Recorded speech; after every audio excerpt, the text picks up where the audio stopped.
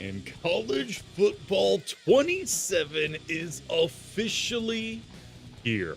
And today we are jumping straight into testing out this game because all we've heard about for months at this point is one, how good the game is, and two, how good the defense is. And in fact, we've had some trash talkers around here. I'm talking about you, Boo Joe. I know you're watching.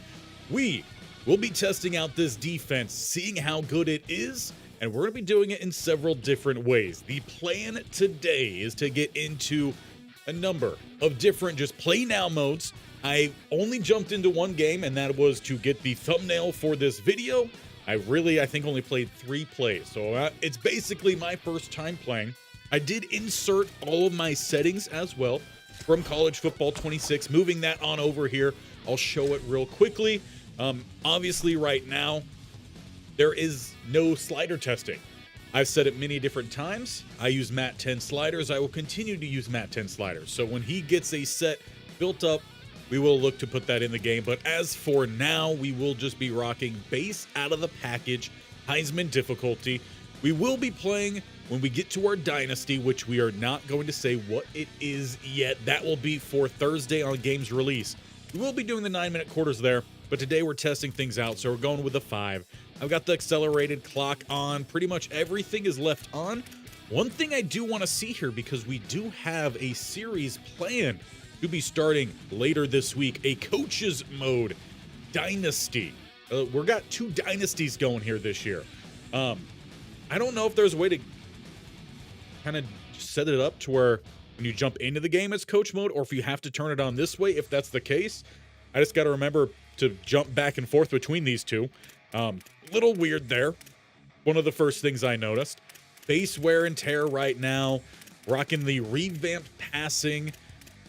Everything is kind of base package outside of that. The timing catching, we're going to see how that works. I'm honestly not a big fan of the timing catching. I want the player ratings to be the player ratings. I want that to be how good they play or how bad they play. I don't want my input to necessarily have an effect on that. Pretty much just my reads is the only thing I want to have an effect. Everything else here, base package. And if we do end up making changes, I'll make sure to let you all know.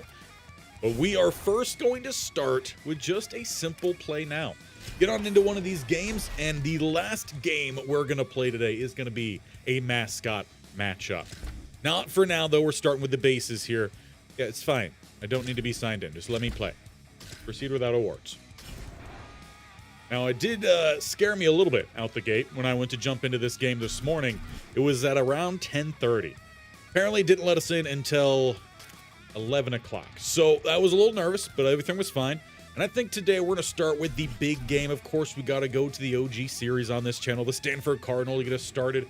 I want the games we jump in today to kind of be 3 different levels. I want to play with a average team. Stanford, overall wise, very average. We will also be getting into a game where we're playing as a high overall team, and where we get into our last game with a low overall team. We'll see if we finish these games out or if we start jumping through some as we move along here. But I do want to see how different the play is with a different level or different caliber of players we can have. Let's go with a night game here. A little after dark, or at least as close as we could get. Missed that with the Stanford Cardinal. That's why I watched a whole lot of San Jose State and Sac State last year. But let's get my head on up out of here, because we are jumping in to our first game. I did notice when jumping in to get that thumbnail for this live stream, Stanford does have a slightly different entry. It's nothing dramatic, slightly longer, a little bit more of a focus, but this is also a rivalry matchup, so that might be why Cal had a little bit more of an intro here than just a normal straight up run out. But I'm hoping that there's a little bit more showmanship in this game for all different matchups, not necessarily just rivalry, but just your plain Jane matchups. And before I forget, let's make sure we turn off that music as well and jump on out there.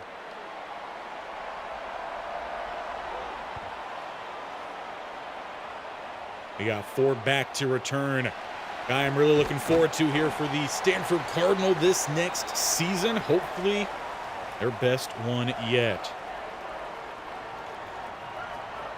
Now, last season, college football 26, we were a little bit of a mix in terms of how we were attacking via the offense. With that triple option coming from the pistol, we had a lot of run, but it was also still a good bit of pass. So I want to kind of see which one fits best this season.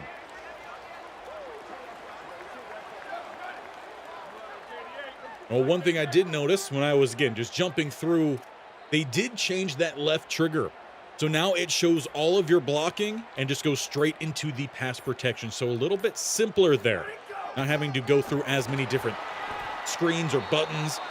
Previously, if you wanted to get the blocking pulled up, you would have to hold down that left trigger and then use the right stick, right or left. Now that goes straight into changing that pass protection. We're here with the run, direct snap though to Micah Ford. Close to the mark and already an injury here.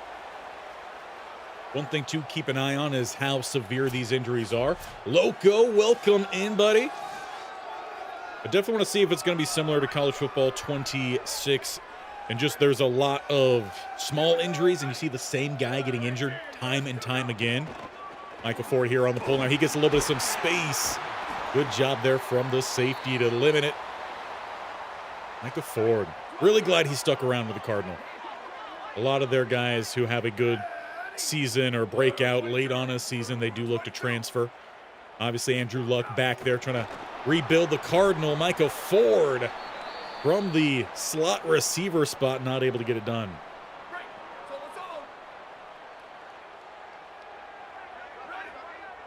Go for a first passing play here. Or not able to step up in the pocket. Though he had some space, but the D-line gets it done.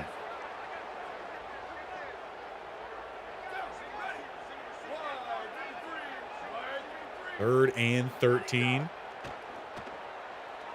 Got an open target downfield. Sit him in the nice zone break. Looked like that might have been a cover 2 beater right there. Loco wait until the 9th. Yeah, I thought about it, but honestly, I'll make up for it here in the few streams we've got going because it's going to be a busy week here on the channel. Obviously, we're live today. We'll be live tomorrow, live on Wednesday with the release of the first episode of our new Dynasty on the 9th. That might be a little bit later in the day. We might have passed that ball by the line of scrimmage. New man here, Warren. Can't remember if he was a transfer guy or where he came from.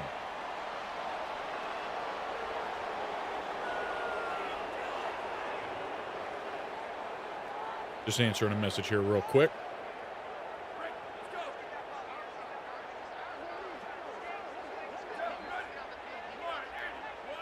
Third and 16, and that was an unintentional hard count. Very fitting, though, for the Cardinal. They had some trouble last year with penalties. They jump off sides there, or jump early. Third and now 21 then. Was a good start to the drive. Not so much anymore. See if we could get high to the outside here. You have at least a nice one-on-one. See if he can make the play. Incomplete. Try to hit that back shoulder. All in all, can't say the defense was anything crazy there from Cal. If it wasn't for our own mistakes, we would have been doing just fine. And Cal, fortunately, as a Cardinal fan, is a much higher rated team, and they've got some space on this return. Looking to get outside. We need some better angles here. And it doesn't look like we're going to get it. Special team shows up. First opportunity for the Golden Bears.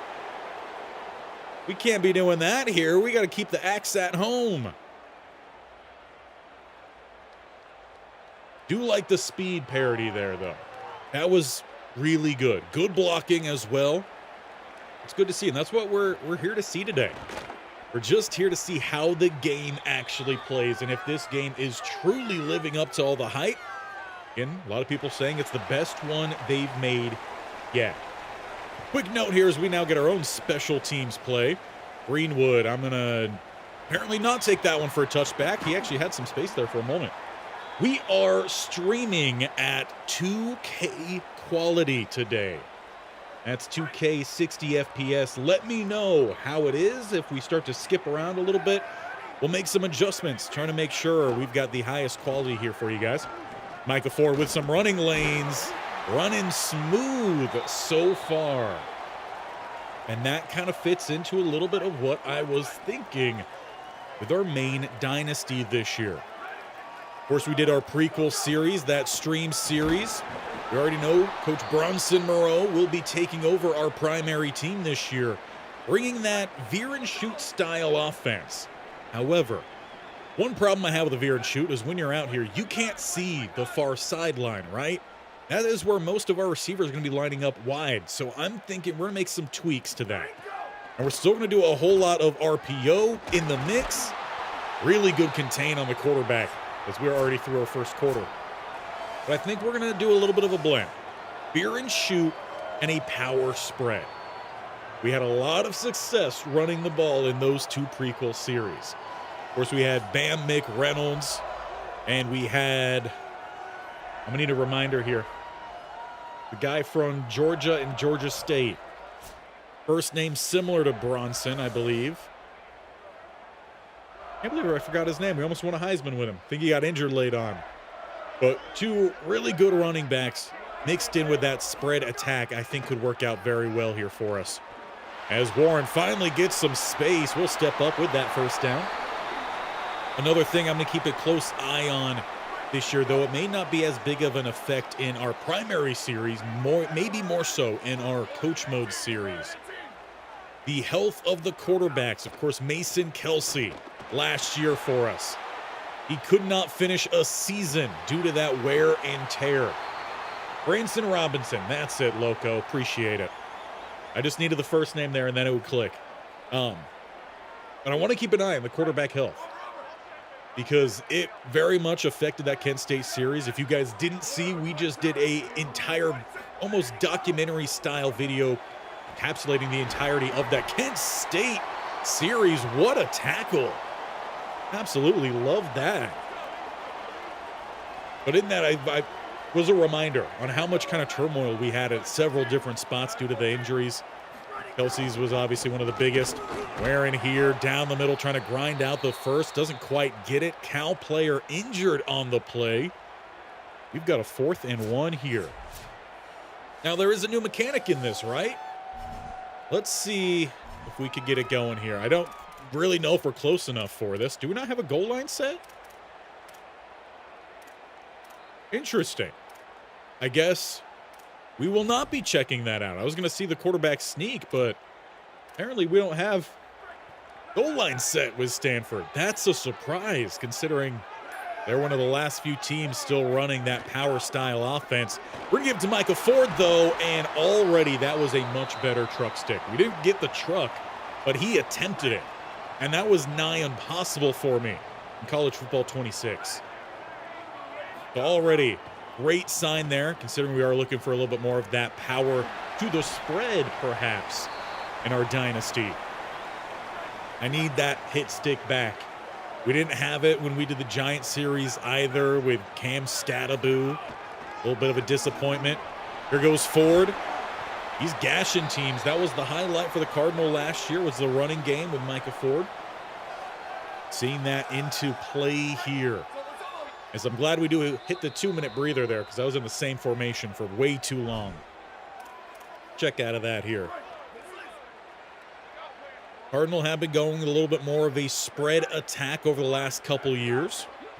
Their playbook has definitely changed a little bit. And that pass, 4th wall break, was not thrown to that guy. He didn't catch it, but still not thrown to him, but he still almost made the play. That is fun to see. 2nd and 10 here. Get the drag across, pick up the block, one to beat with that backspin. We've got a Stanford Cardinal touchdown. We haven't heard that around here for a little over 1 year. Probably closer to about a year and 2 to 3 months. Anthony Hall makes the play. That was a nice backspin. Didn't see the spin move worked all too well last year for me. It was primarily just the juke move or just simply outrunning players With guys like Nate Maddox, Jason Lane.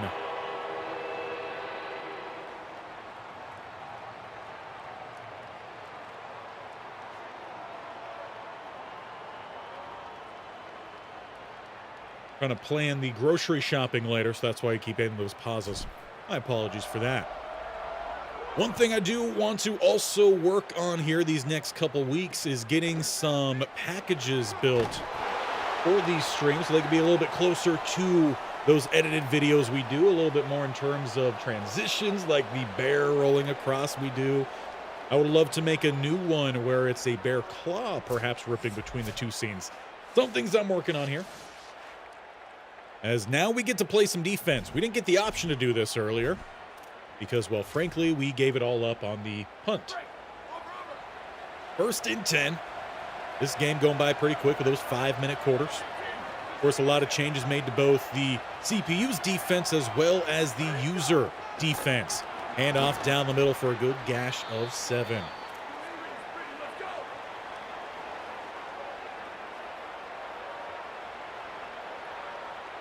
Hoping we're going to get a little bit better pass rush this year. We didn't have a great pass rush with Kent State. That being said, we also had some really good defensive tackles in that series. Bobby Ellington, Matthew Gage. We just didn't have any dominant edge rushers. We also lacked, I feel like, in the secondary as well. That series was primarily all about the linebackers. We're going to see who's going to be the best side for us or best level for us. College football 27. Bring the blitz here. We got some man coverage there. One thing I didn't check beforehand, let's go check that now, is what the Cardinal defense is really designed to be running. That is man or zone. Speed-wise, not too bad out there. Change of direction could be better. We're probably not going to do great on a lot of these cut plays. And honestly, it's a little bit of a mix, but I'm going to definitely lean more towards the zone with these top 3. Let's keep that in mind. If we're getting beat here on some zone coverages, or man coverages, I should say, because we probably shouldn't be running them. Expect Cal to be looking to go a little bit more to the passing game here with about a minute to go. Quick swing out to the running back. Good wrap-up tackle there. I believe that was Nicholson. He was a part, I think, for maybe a year or so for Stanford Cardinal Dynasty, back on 25. 3rd and 6. They've got motion. And they'll go quick other way. Everyone backed up. That's a great play design, beating the, I believe we're sitting in a cover 6 there.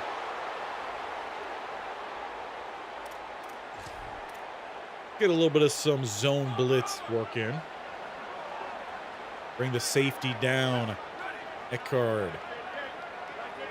Matt Rose probably, if I'm remembering correctly, the highest rated player on this Stanford Cardinal team. And he was another guy who was part of that dynasty we had. I feel like there's supposed to be something in that gray box that they had. It just wasn't populating. That's, again, why we also are waiting to start the official dynasties, because I want to make sure we get that day 1 update and the game is as good as it could possibly be. Good open field tackle leaves a 3rd and 2. Timeout called by Cal. That's their last one. See that box there above the Cal big game?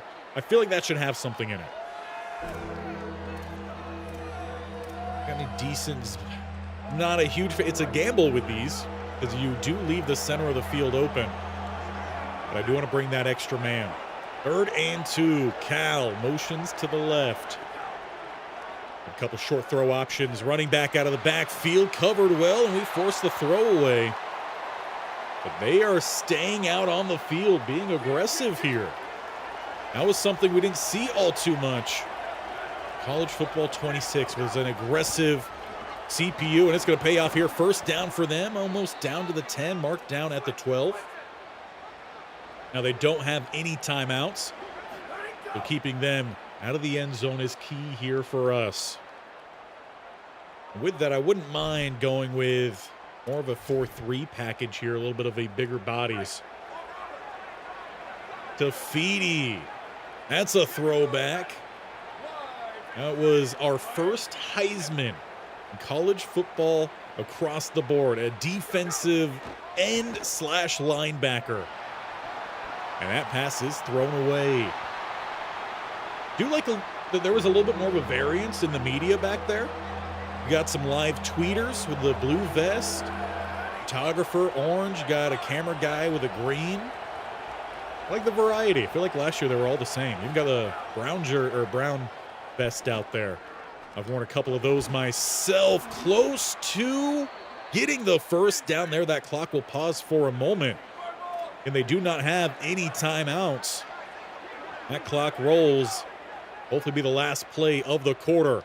Of the half even. He gets the catch, but is going to be denied the end zone. Cardinals defense show up there inside the red zone. 7-7. We hit halftime. And I feel like that was a very clean playing first game.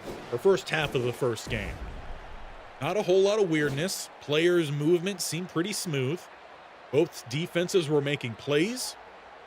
The passing didn't seem awful. Accuracy's pretty on the mark.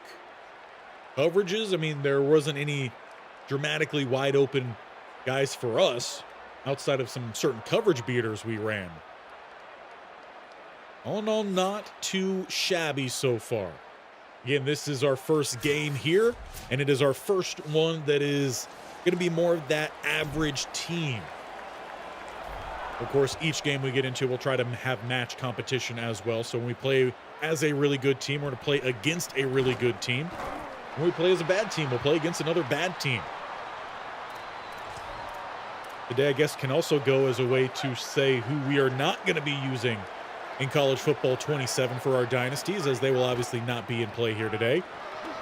A lot more running room down the middle here.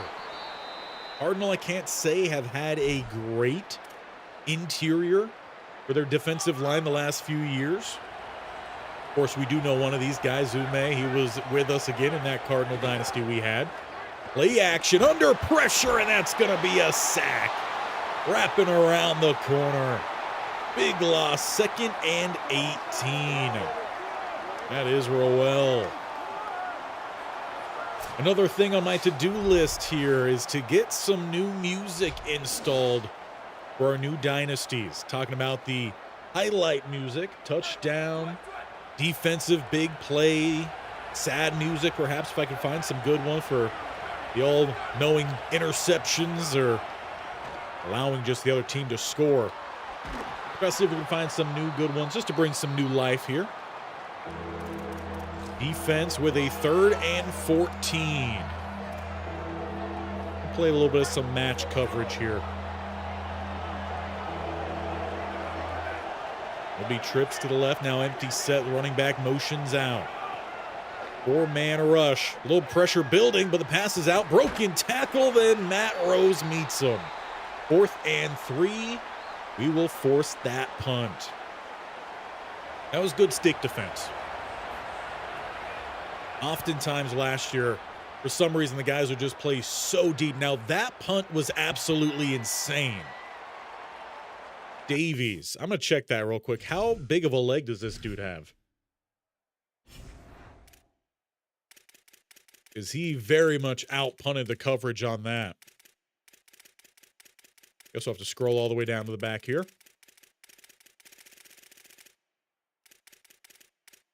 Kick power 92, and he booted that thing, I would say, what, 70 or so yards? We may need to tone that down a little bit. I'll still wait to see what we get from Matt 10, but definitely out-booted the coverage. Look for that gap. You know, maybe force the gap run a little too much there. Micah Ford, a little wear and tear on that ankle of his. Wearing number 20 as well. That's a little bit of some sad reminder of Bryce Love. Cardinal, though, they've had a lot of good running backs. Not as many top-end receivers. 3rd and 4 here. Pass to the flat, and Ford can't keep it in bounds. Pass maybe a little too strong there from Warren, whatever his name is. This time, let's not let up a return. There we go. Guess a little bit more of a focus than on the defense in the second half of this one. Oh, trips looks here. The quick little RPO. They've got some speed there and a big block just running right into it. Broken tackle. That is a good move downfield. Again, I think that was another thing that they touched on in their rework from 26 to 27 was the CPU properly utilizing open field moves. Last year, they probably would have just kept running straight or angled out of bounds. Still struggling with those inside run gaps.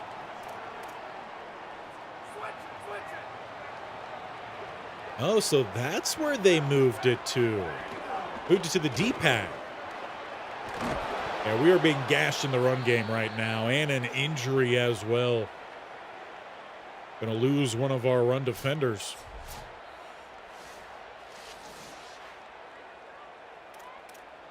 They are down to the red zone here. Let's go with the big body set.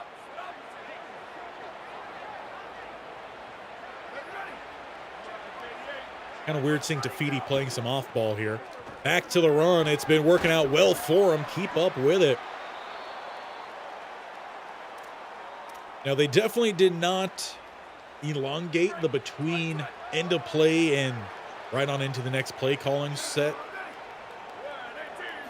I would like a little bit more there, but right now they're going to get the extra here because they just ran that ball clean off the edge.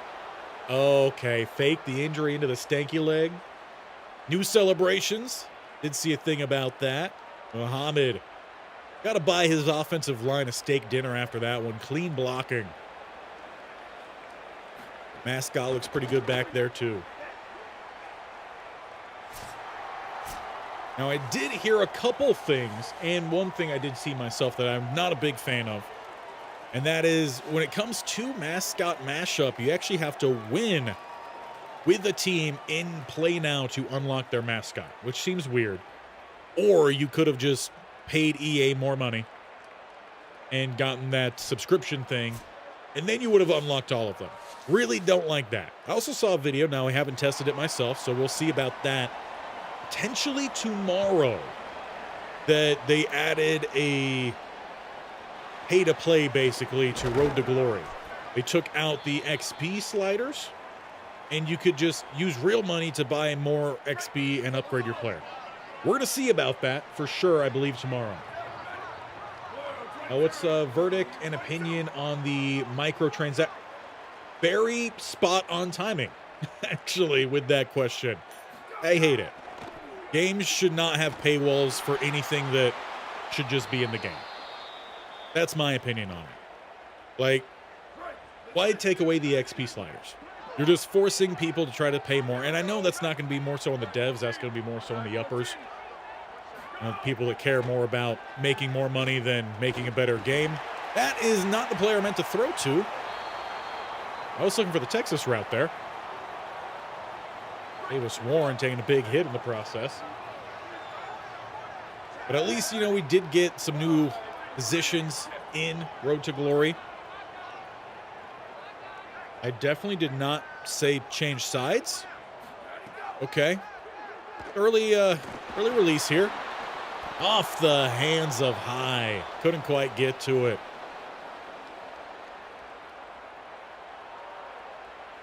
Yeah, Road to Glory, 4 to 5 years tops. It's not like real life where you could play, 9 years that tight end from Miami was there. It makes sense, if you only played like 1 or 2 games and then you get injured and you're out the year, you get a medical red shirt. Like, I'm more okay with that than guys who still played the majority of the season and somehow were still given extra years of eligibility. I also think transferring should be held to 1-2 times max. Flag comes down here, and we're going to see a face mask call. And that was even on a conservative tackle. Brandon Nicholson.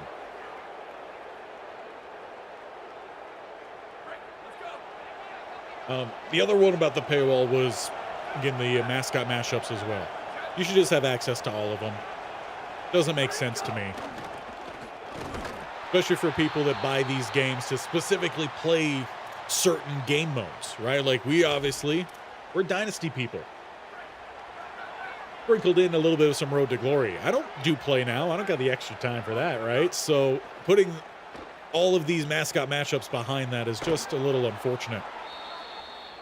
Now, we are not a great man coverage team. We are seeing that out on the field here. Go back to some zone coverage. Got to test that out for a little bit.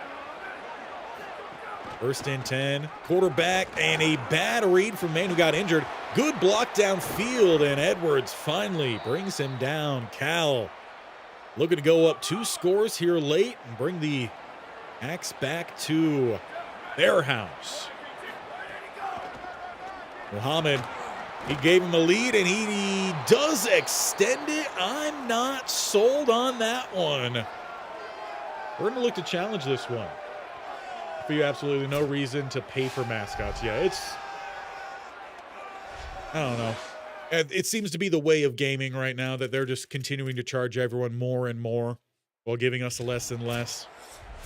Of course, getting rid of all the physical copies of games as well. Ooh, you know, that might actually have been a touchdown.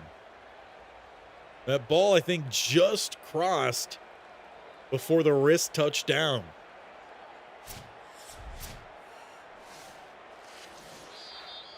And indeed, they will confirm that play, or uphold, whatever term they switch to.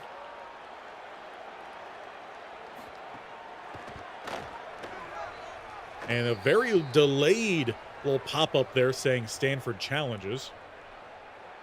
Again, this is still pre-release. I imagine there will be a day 1 patch, maybe inserting a couple new players, tweaking a few different things that they saw here during the opening week or so.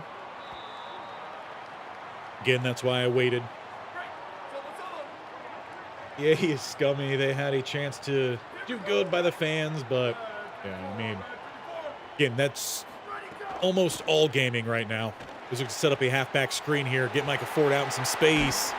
Close to the mark, and referees being greedy.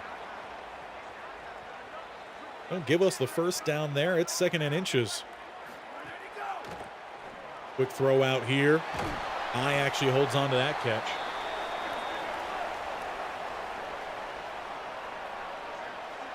It was a 1st and 10. Inside 3 to play. Under pressure. Given up. I believe that was the left tackle there. Indeed it was. That's supposed to be one of our best linemen up there. A star, but gives up the sack. Crunch time. Again, it does. I am not doing anything to switch this play. At least that I'm aware of, unless they change something I wasn't sure about. In and out of the hands. What happens when you're a receiver wearing a number in the 20s?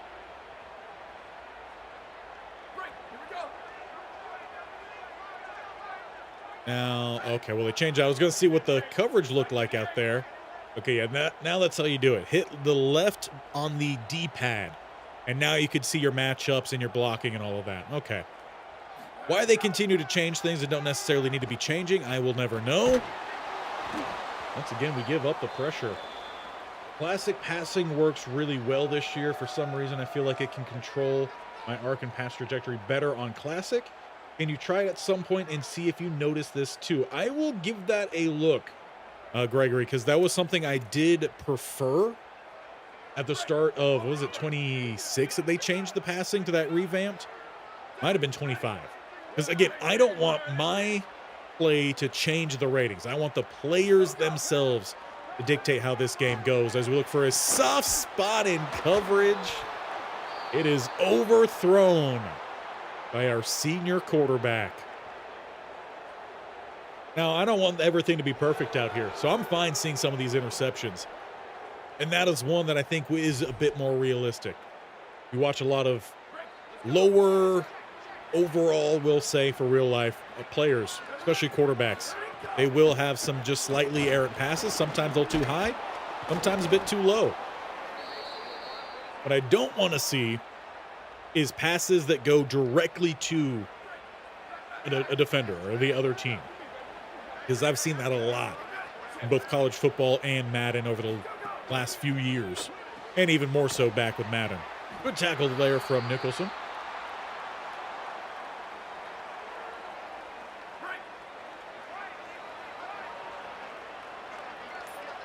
Looks like Cal still potentially looking to score more here in this rivalry matchup. They hand it off and a bad angle. That's my bad. As I was just said several times, I want my play to not affect things as much. We got a 3rd and 3 though. Tight look here. They go with a draw. Chop tackle is not enough to get the stop, and that should just go ahead and bring this one to the end. A kneel down. Stanford losing to Cal 21-7. Talk about realism. Cal has done a far better job over the last few years of building their team. Stanford has not, losing all their good players. They have had some decent recruits, though, decide to join them. We give a lot of credit there to Andrew Luck.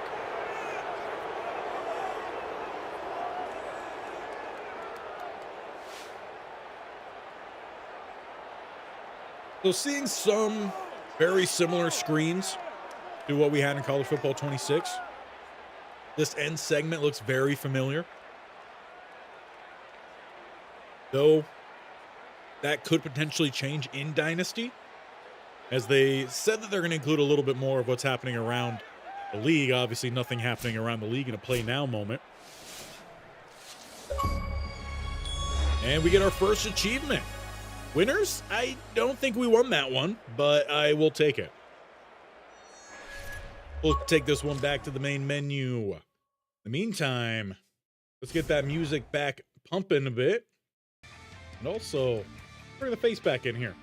So first impressions on that game, a lot of good. It was smooth, right? New game. The fact that it played smooth, I think, is a win. There were some things that I think matched up well to what the ratings showed. Obviously, we struggled there in man coverage. Stanford's not a man coverage team. Am I a man coverage person? Yes, I am. I just got to make sure I'm calling based off what the teams we're using, the players we have, are good at. That was something we had to learn the hard way early last season, or in the last season of Kent State series, because our coverage really didn't match what we were hoping to be building, right? So ultimately, it still ended up pretty well here for us. We're going to look to get into another game here. We might make this one perhaps a little bit shorter. Let's see, how long were we going there for? About 30 or so minutes. Honestly, not too bad of a time. We'll look probably to stick with that 5 minutes then. And what do you guys want to see next? Do you want to see high-tier teams, or do you want to see a low-tier team matchup? Are we looking more as like a Big Ten SEC? Or are we looking at something more like a Mountain West? Might skip out on the MAC today because we saw a lot of the MAC here in that Kent State series. Maybe more so American. Charlotte up to a 72 overall. That's a big jump for them.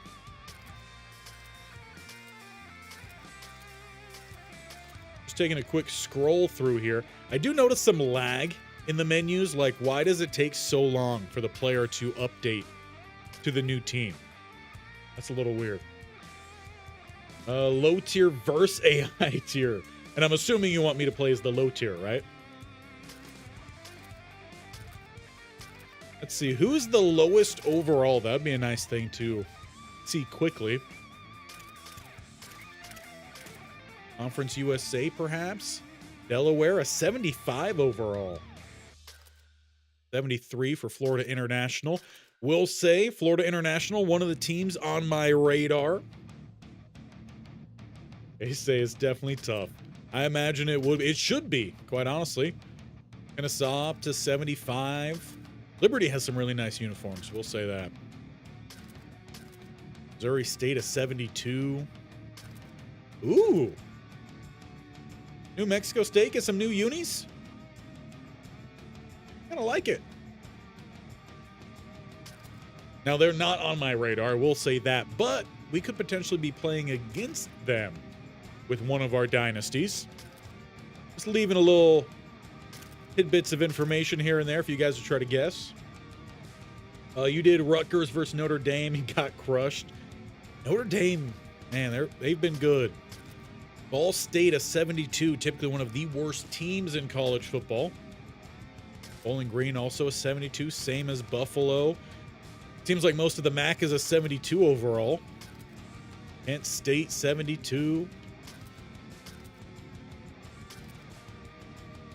Sacramento State, I have no idea why they're over here in the MAC. That's definitely a move for sure that needs to be made in a dynasty, and that's something I am considering. For those who were here with the Stanford Cardinal dynasty that we had, we not only did a conference realignment back to geography based, but we made it basically A tier, B tier, and we put in promotion and relegation. The bottom team from the A tier schools were sent down to their B tier partner, I guess, if you will. So in that instance, Pac-12, that was A tier. Their B tier was Mountain West. So if you were the worst team in the Pac-12, you were relegated down to the Mountain West. If you won the Mountain West, you were promoted up to the Pac-12. I'm considering bringing that back when we start our new dynasty. And that is for our base edited videos. We play every single game dynasty, not the dynasty that we're going to do with coach mode, which we do need to try to figure out. In fact, let me just click on Nevada here. Is it under ready? Where we may be able to choose how we want to play these games?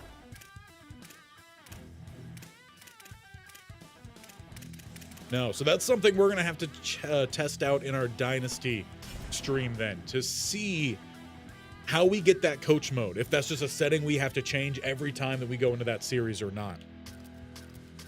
But so far, I haven't seen a team, as I say that, under 72 until we get to Northern Illinois. 70 overall. So far seems to be the lowest overall we have seen. NDSU coming in at 75, better than a lot of reigning teams. San Jose State a 72, UTEP 72. Phone in. Oh? Open the door? Here you are. Say hello. 73, 72. Oh, and then she left. I thought she was going to come say hi. Southern Miss. There it is. ULM looks to be the lowest overall. You know what? In honor of Coach Bronson Moreau, let's go ULM. And just because you asked for a good versus bad, he is from the state of Louisiana. So we're going to go up against LSU as well. Now, before we get into that game, I'm going to take a quick moment, go say a proper hello. I'll be right back with you guys in just a moment, so don't you go anywhere.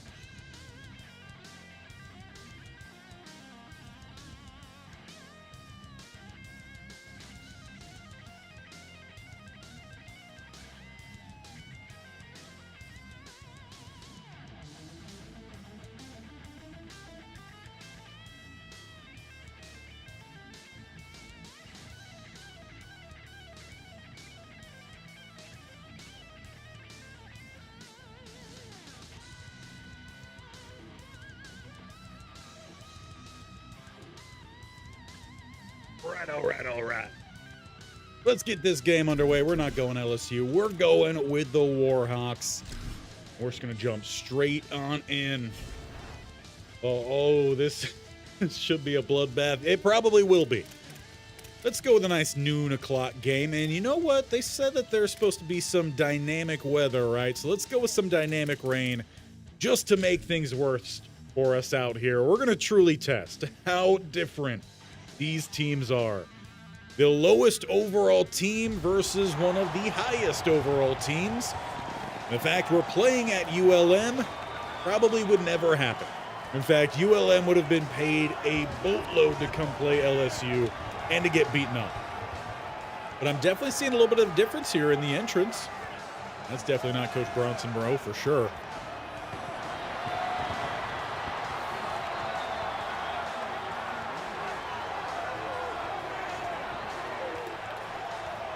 We really like the intro, though. For a 69 overall team. Warhawks versus Tigers. Leave your score predictions now.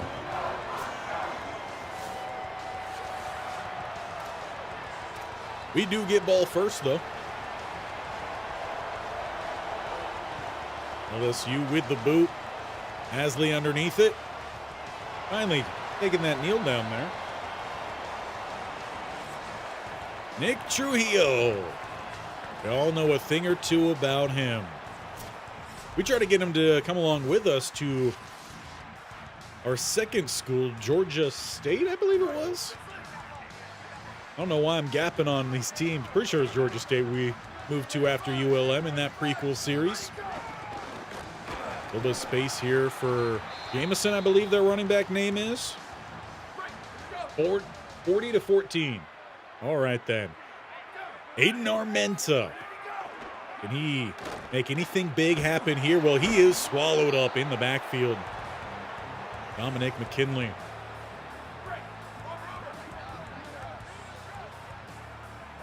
Buckhalter. Yeah, I know Trujillo. Buckhalter, that does sound familiar, though. I feel like that's a number change. And not enough time trying to hook up with Trujillo. That's going to be a quick punt. Well, after this one, we will jump into a good versus good. See how that one goes. Already LSU with a quick 3 and out, as expected. Orion Wilson, a guy to keep an eye on for us with very limited speed. I think that's going to be a massive mismatch out there for us. Hop into nickel. See what we're best at. Again, we didn't check that. Let's just start off. Let's get a feel of it. See if we can tell just by how the players play if we are a better zone or man coverage defense. With the lack of speed we have, I'm going to assume zone's going to be for the best, and we are just getting worked in the open field. Looked like a clear mismatch there for sure. First down on the first play for LSU. The play action. Nice soft spot in the zone over the head of Flemings. Can't say necessarily right now zone's looking all too great, but I'm not too sure man would look any better for us. But more play action. They go the check down. Good open field wrap up. Two there picking Green up off of his feet. Now, haven't been running any sort of shell coverage or any of that. We've just been running straight up. A lot of pre-snap adjustments being made here for a simple handoff. And the big man gets back up on his feet to get the stop. Let's try to get a stop then in total. 3rd and 10. Trips out to the left, leaving one to the right. They're going to look to extend this one downfield, and again, finding that soft spot just by where the linebacker is going to drop off. Smart play there from the quarterback.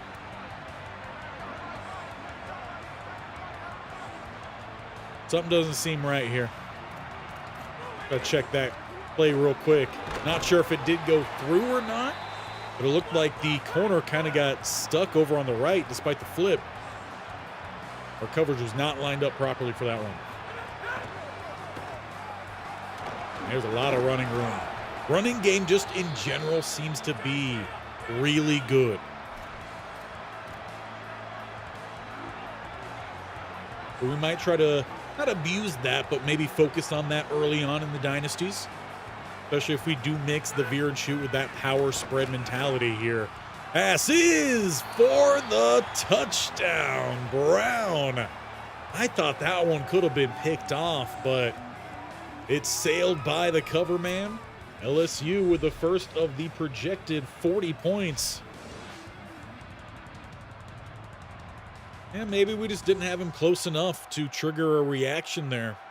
Trying to swat the ball or jump up and get it. LSU, smooth start here for the number 11 team in the country. And so far, we selected the dynamic rain. No rain yet here in the first quarter. I'm imagining it's just going to be a slow build. A little stiff arm action there. Still not a good choice on the return. We start back with 13.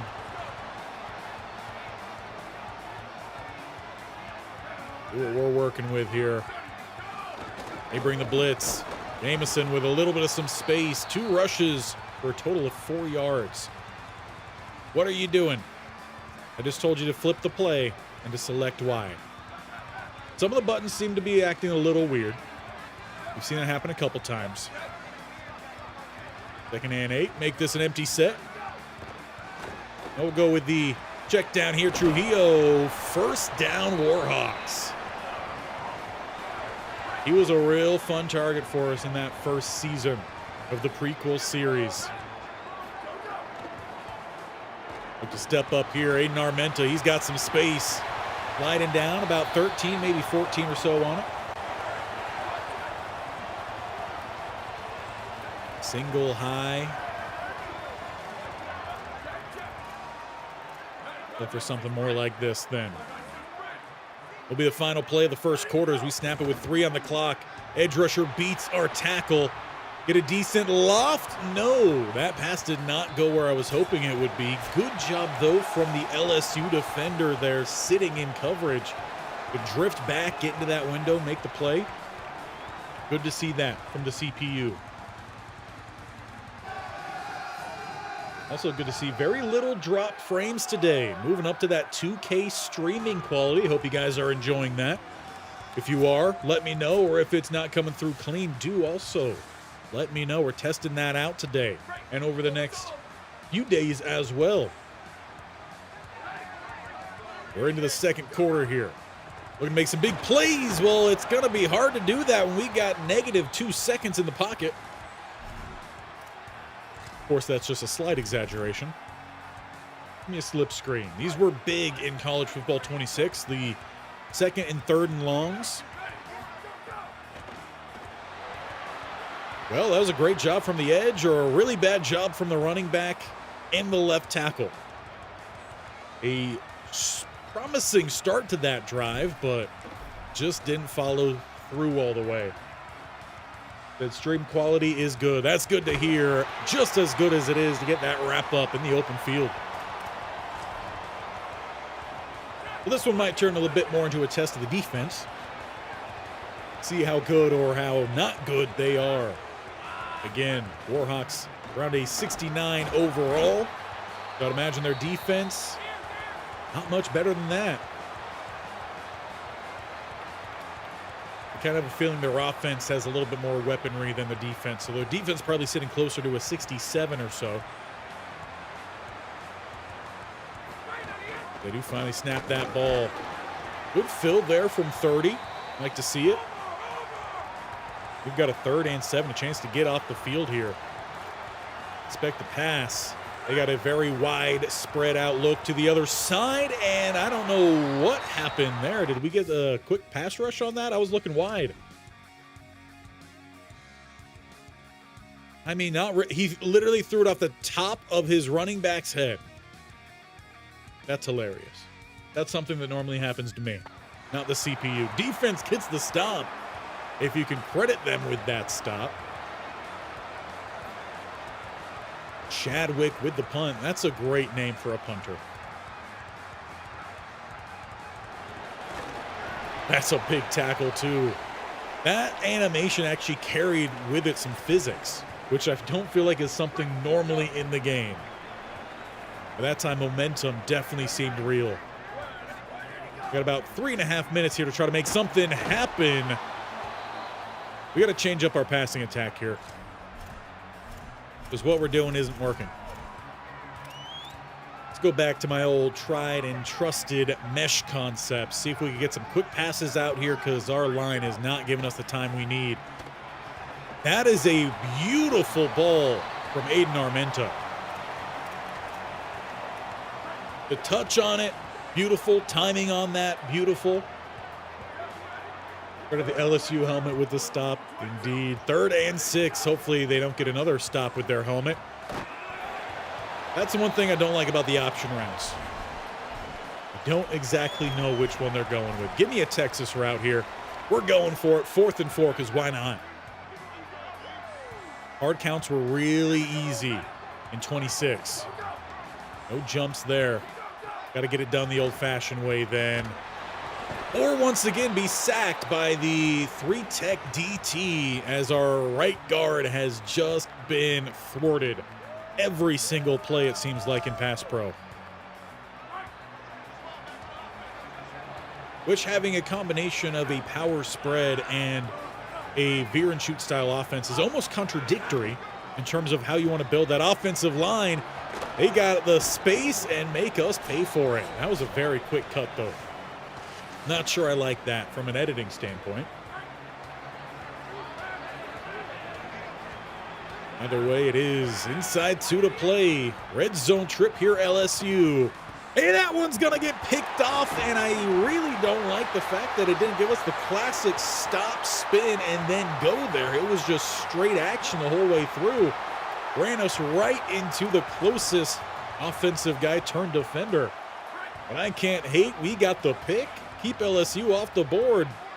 It's still 7-0 here in the first half. And again, that right guard is beat. I think I got to bench this guy. He's given up, I think, 4 of the 5 sacks. What are we looking like at right guard?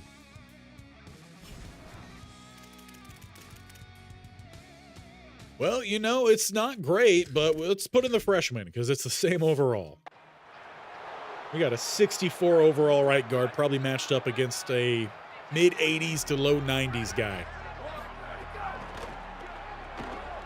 For something quick there, just get the catch, get down safely. That's all we need. LSU giving us some timeouts as well. I want a deep pass here. Do these change based off of the last time you used them? Because mesh was not the second one earlier. If so, I like it. Well, hard count, still no one jumping for us. All the way across, finding Fulgham, but he's not going to quite have it. Short of the first down there. LSU speed helps make up for it. But considering this game really doesn't matter, we're taking the field here. Definitely did call the wrong play. I meant to go with the all hitches there. One hard count, no one jumps. Try it again, no one jumps. Well, see if we could hit this one. A timing route that maybe floated a little bit too much. But we do hook up with Buckhalter. First down on a risky 4th. They reline back up here. And that one's going to be picked up. Yeah, that was a forced pass. I was staring at the right guard the whole time. A pick goes to both sides.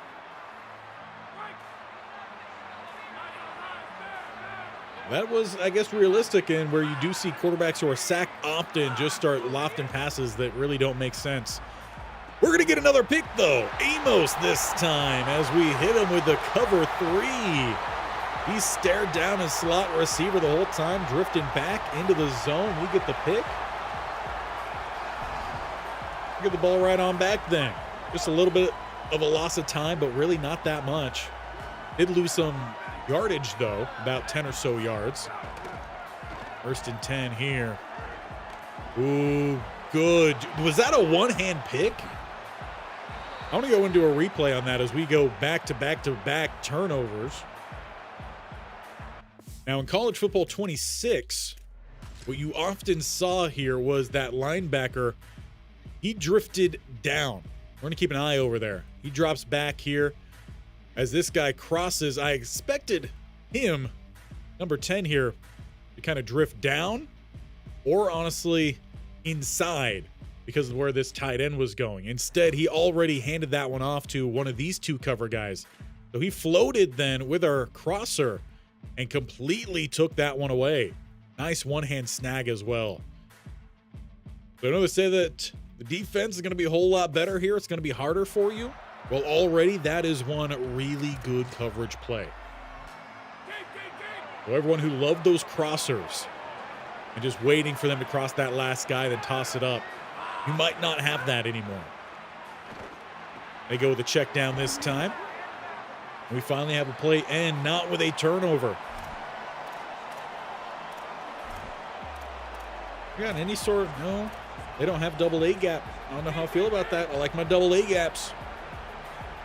Going back to the old Zimmer days with the Vikings. Good play there from the linebacker. He gives up the first down, but he still keeps the play within his reach. And considering the overall disparity between these two teams, I'm feeling fairly comfortable right now. Obviously, one of those last passing attempts doesn't quite show that. As LSU calls a timeout here, looks like they'll probably trot out the field goal unit. A little bit more usage of the mascots. That was much needed. Now, why in suggestion do they not have the field goal unit out here? I already know what the other team's lining up in. Left hash attempt. Easier from the left than the right. LSU finally claims that 2-score lead basically as the first half comes to a close. So how are we feeling about that 40-14 score prediction? First half, pretty close. Couple turnovers going back and forth. We'll unfortunately have to do this kick return.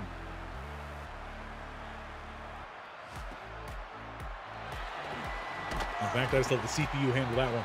Got a little drink of water myself. Yeah, I'm not too disappointed in that first half. Offense did struggle up front, and that definitely slowed them down. As for the defense, though, Warhawk defense was playing pretty well. We'll see if they can keep that up throughout the long haul, though. One of the biggest things when it comes to these big tier team versus small tier team games is normally it's a battle of attrition. A lot of times it'll start kind of close first half, really not a whole lot separating. And then in the second half, the lower tier team, well, they just simply run out of gas. Meanwhile, the big dogs, they just keep steamrolling. We'll see if that plays out here in this one. Still, I haven't noticed any rain. I don't know if this is supposed to be raining right now, or if in dynamic rain, it's just, it chooses when it decides to rain, and it's not locked for any certain time. Good coverage. Like seeing that out there in the flats. That was something that was given up a lot in 26, anything underneath. You get a 2nd and 10. Crosser beats the cover 2. And Brown's gonna find his second. Now, we knew coming into this one the speed mismatch would be a thing. They finally went with a play that beat the athleticism. Jace Bryce with his 2nd touchdown catch of this game. First one was in the end zone. Second one was a long catch and run, splitting the cover 2 safeties. And I know for one thing, down at these levels, the safeties themselves do not have good speed. Very hard to find a team specifically around a 69 overall that has good speed at the safety spot. If anything, they've got speed like what a normal team's linebackers are. 17-0 here. Can we crack the scoreboard? We've had a decent start or two to some drives. We just haven't been able to finish. Turnovers from Aiden Armenta definitely didn't help out. Lofting this one over the middle. That will find Anderson. First down coming from the tight end. You know, the hurry-up game goes for us. They're definitely crowding that box here. We're going to check the play. Might be looking at Buckhalter on the quick flat. Actually, they did a pretty good job of taking that one away, but they give us space for Aiden Armenta getting forward and diving across the 50. Don't be afraid to use your quarterback. Not sure what's going on with the left hash, or left side, I should say. They do still go out on their route under pressure. It's a back-footed throw that does find Buckhalter. Pick up a few. We'll say Aiden Armenta is playing better, though, in this than he did in 26. Might get a nice quick release here by our slot receiver outside. Indeed, throw it quickly. What a heads-up play by Pickett. And it's a built-in punt for us as he takes that one back to the house. So he did not really sit around much at all with the outside corner. We just hop in here. I'm going to take a look at what this was. You got the single high. Leverage on the outside is inside, though. That's telling me this is probably... Well, that's the hard part then with the single high. We're probably looking more so at a cover 3. And just because he read that pass so quickly. Or were they actually looked like they might have been running some sort of a different actual stunt here. It was a cover 2 with that deep high safety. So it was a cover 2 invert. And they rolled that safety down to the cover 2, the other side corner back. So that's where things are going to get difficult with your reads, right? Pre-snap, you're saying, okay, this is going to be an easy, quick throw to the outside. But then at the snap, what your read should actually probably more look like is, okay, they have 2 high and they're covering underneath. So definitely a cover 2 invert. And the flat's going to be covered. If anything, you go to Trujillo. I like it. I like it. And I know Bujo's going to like that too. Now, what are we looking at here? Field goal? Not a chance. Or they're at a field goal. Or they run a... Oh, because they got the touchdown. That's right. So busy breaking things down there. Forgot what actually happened at the end of the play. But I do love seeing that. And that is something that you are going to see a lot of higher tier teams doing against lower tier teams and forcing those turnovers. Doing things exactly like that. We wanted a realistic game. I'd say so far we are getting a realistic game. Really liking that. Now when it comes to the actual dynasties, there will definitely be storylines built around that, and it'll be negative for the quarterbacks. But I love that. Absolutely love that. Did watch a little bit of Mr. Hurricane playing, and he was saying some things about the RPOs, the reads there having to be a whole lot faster. Well, we get it out this time. We're going to pick up a big gain in that RPO, and that's going to be big for us again if we're looking to combine a power spread with more of that veer and shoot. We're going to try to draw everyone to the outside, hit him with the power back down the middle, then focus on the inside. We hit him with the speed on the RPOs on the outside. That's what the game plan is going to be. Risky throw there. That was something that was open again a lot in 26. So you're going to have to get rid of a lot of your easy swings, the things you went to often, right? That muscle memory. You're going to have to break that, it seems like. One thing I didn't do in 26 much at all is those timing curls. You might have to rely on that a little bit more. I would also like to rely on some better blocking. Wow. The whole D-line was in the backfield.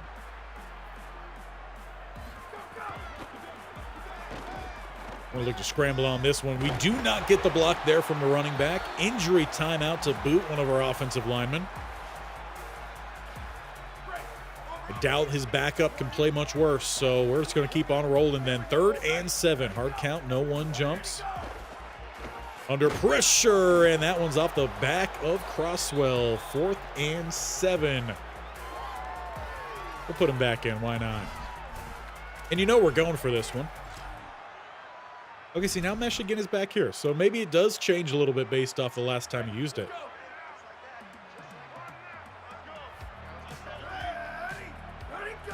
Going for it here on 4th. Under pressure. That one is popped up, and they're counting that as a fumble? I very much disagree. That's another one we're going to look into a replay on. Counted that one as a fumble. I don't think it went backwards.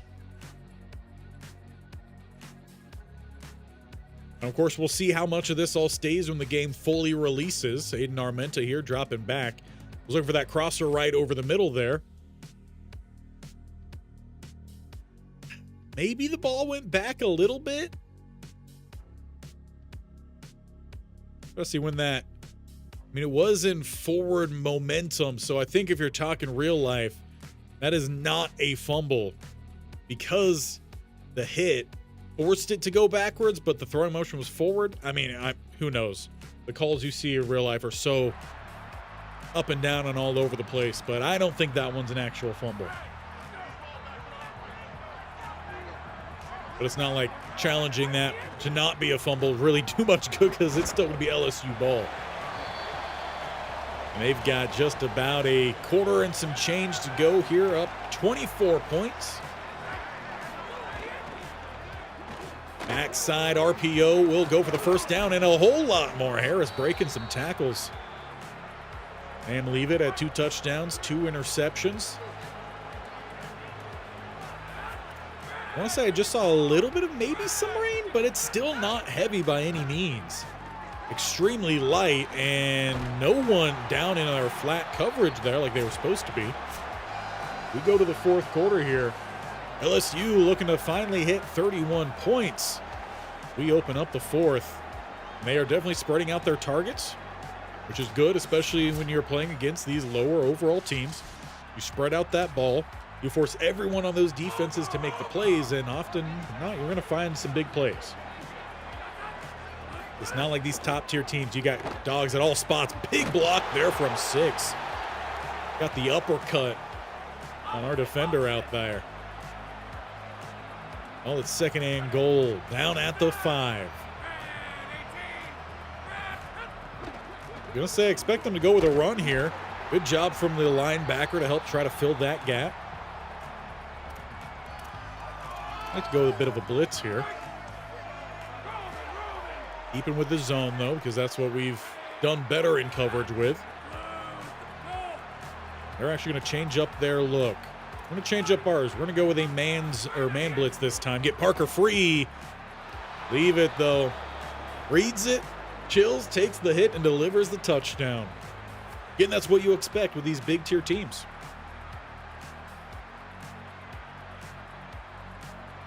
So far, this game playing out exactly like I would think it should. Still think we should get ourselves a good drive in here at some point offensively. We've shown some signs, but into the fourth, perhaps we might be able to get something going.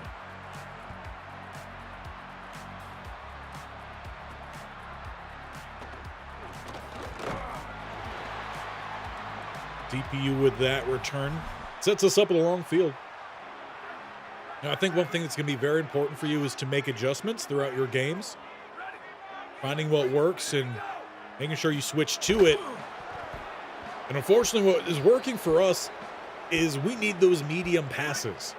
But it's not working out with our offensive line because they're not giving us time for it. But the short, quick routes aren't opening up near as much as those medium routes are. Get a little bit in there for the run game, picking up 5. Go with a read option here. We will look to keep that one. Unfortunately, we get a little extra block there on the end man, and that actually was a problem for us because it moved him back into the play. Also didn't help that Aiden Armenta basically is a complete yellow body with the wear and tear. Probably shouldn't have stepped up as much on that one. LSU, though, playing well defensively, playing sound defense. I do like this Tampa call here. Unfortunately, for the run game, it did not pan out well. Tiller, I believe that actually was, having to use the side of his body to finally get the stop. And now the rain comes down with 2 minutes to go. I was hoping to see this a little bit earlier. Now, that's not a quarter change in the weather. That was a mid-quarter change. And in between plays, it just started to come down as it's LSU stacking on the points here late. It is 38-0. We might not hit the 40, but it was pretty close. Marlon Berry.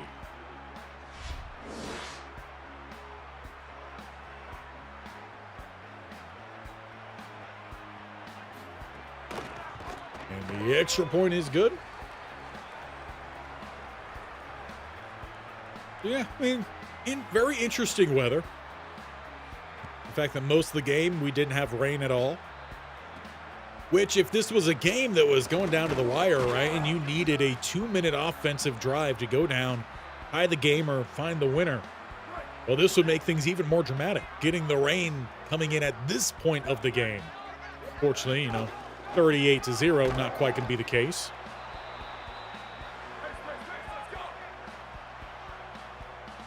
See if they continue to play back off a little bit. Haven't really been able to find Trujillo much today. Set up the screen outside. We'll pick up a decent chunk. Leave us with a 3rd and 3. Just need something simple here. Fulgham, I need you to catch up. We'll toss it. We got some blocks downfield. Use them well. Not slipping and sliding yet because the rain just started. Hasn't necessarily built up enough yet.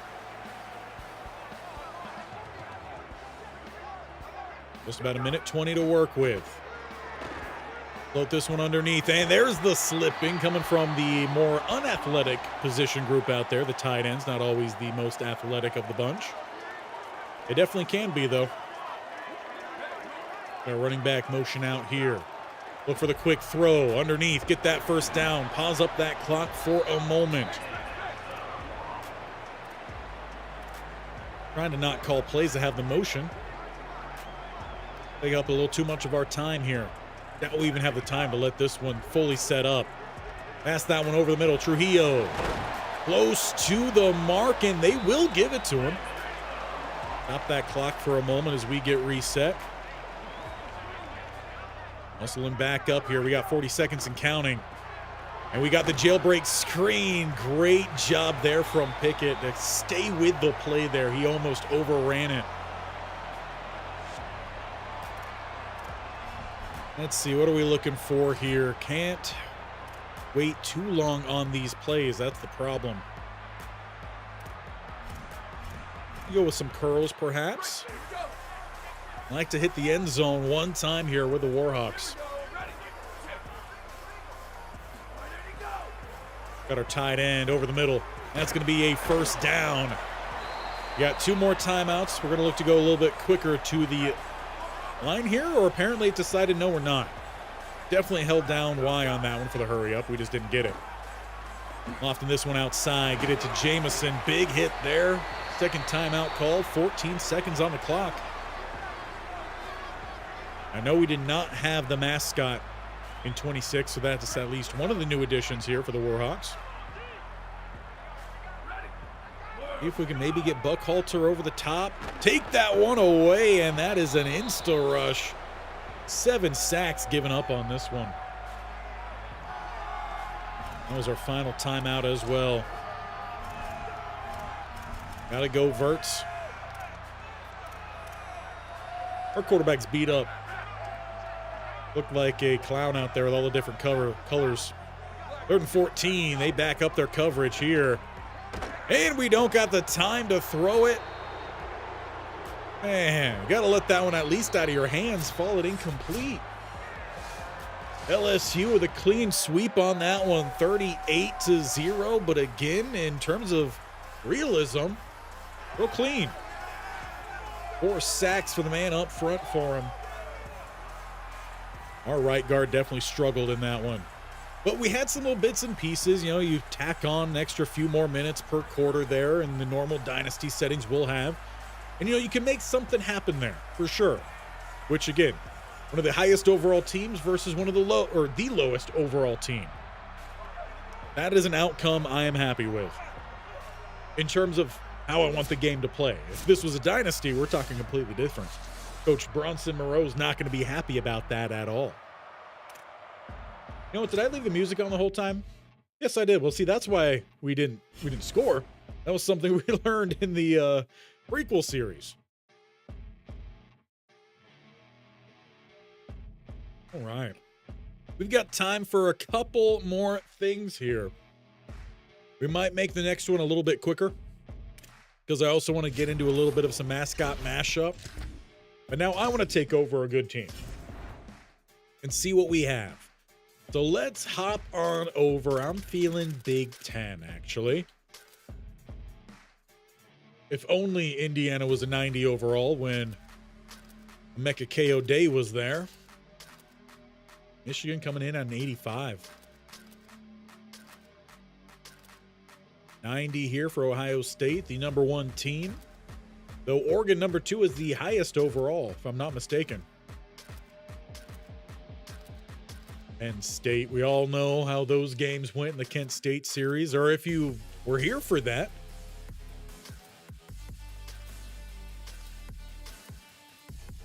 All right, let's go. Let's see what Oregon is all about. Oregon versus an SEC team.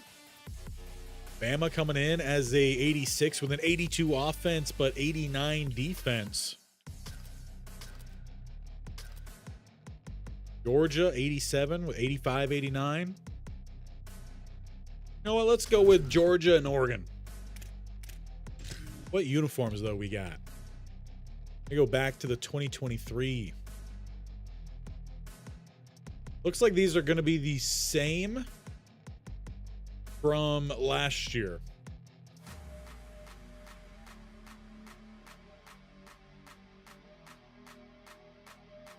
Yeah, I don't think they've got anything new for Oregon, at least right now. They could definitely patch some in. Those look fun enough. Keep on with the Heisman. Let's get on into a game where maybe we could do something. Now, Whitwood night. Let's go with just a normal midday game.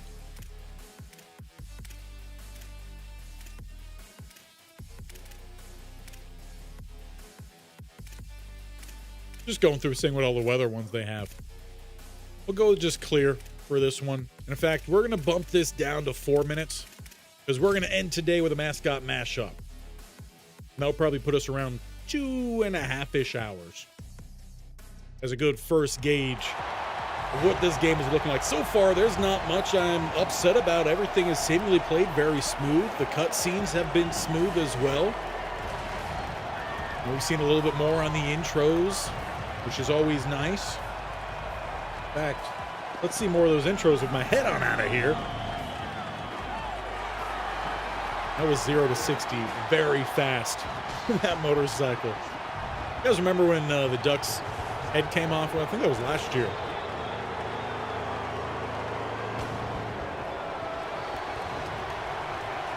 Now, obviously, I do have some things turned off, so we're not getting all of the in-stadium music from the band and all of that. Copyrights here. Got to make sure those are off. Overall, it's just looked good. It's looked smooth. And I remember 26 and 25 when it first came out, playing the pre-releases. It wasn't as smooth. It's a nice chop tackle. Like, this feels like I'm just basically moving straight on over from 26. Just with a few new screens in there. Can't necessarily say the graphics are that much better or different. See the desk there? That's always fun. Now, let's see if we could actually run some man coverage. I imagine Oregon would have some better abilities there. And I believe Stockton was just recently added to the game as well. Originally, I believe he wasn't in because he didn't sign for it or something. But he was a new addition, so that's something they might do throughout the year as well. Second and 7, they get motion from the slot. Back to the outside here. Stockton looking to go with that check down. And he's going to find a decent gain, but the ball is coughed up, but somehow recovered by the same man who did cough it up. I didn't challenge. The game itself challenged. And it wasn't a fumble. Or maybe graphical error? I don't know. But I didn't hit a challenge button. So there's that. I'm going to assume, since no timeouts were lost, Georgia actually challenged that, and they had a bad graphic there.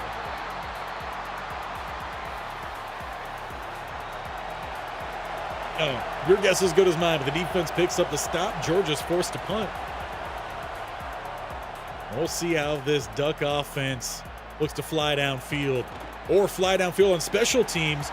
We're weaving, and there's a huge tackle from 10. I thought we were going to get that cutback lane there. That sets us up with a short field. Dante Moore. Accuracy good across the board. We all know the Ducks, they've got speed when it comes to the offense. Defense as well. Check out what our matchups look like. Actually, surprisingly, nothing crazy. That's a wrong read.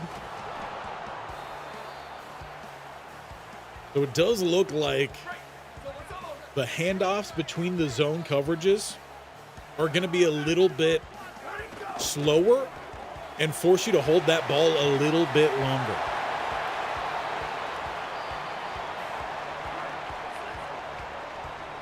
And of course, when you do that, that also means you're going to need some better alignment to give you time to let that fully develop.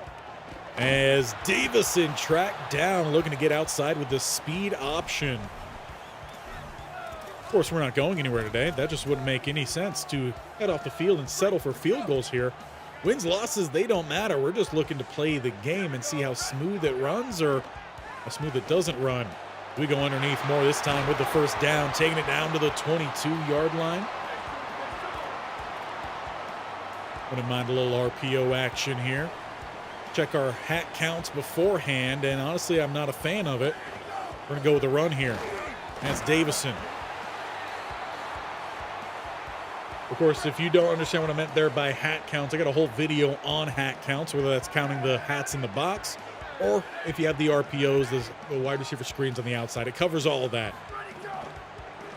We got an open man downfield. It's back to Moore, who's down to about the 1. All right, now we're picking apart this Dogs defense. Do we have a quarterback draw? Yes, we do. I like the hat count here for running this. Oh, good athleticism from 9. He comes down to take that one away. Get back to the line here quickly. Don't want them to get settled back there by any means. Moore with a lot of speed here, and he runs straight into the defender. And we'll send this one to the quarter break then. Give just 4-minute quarters.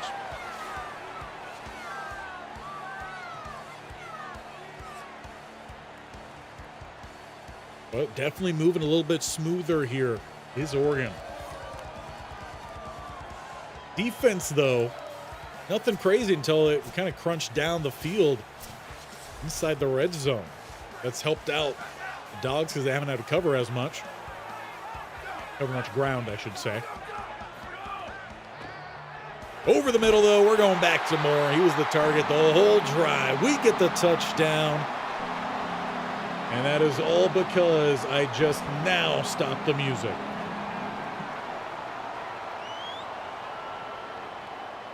It'd be great if there was a way to program that so when we're actually in the game, it turns itself off. Wouldn't that be nice?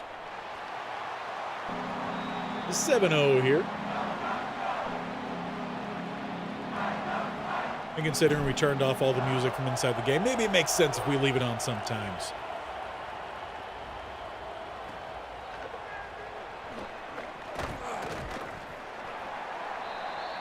So far, a good start to this game. And we see Georgia step up their second drive. In this one, we've been a little bit more testing the man coverage, so we'll have to stick with that as much as we can here. That's a good counter. Real good blocking there.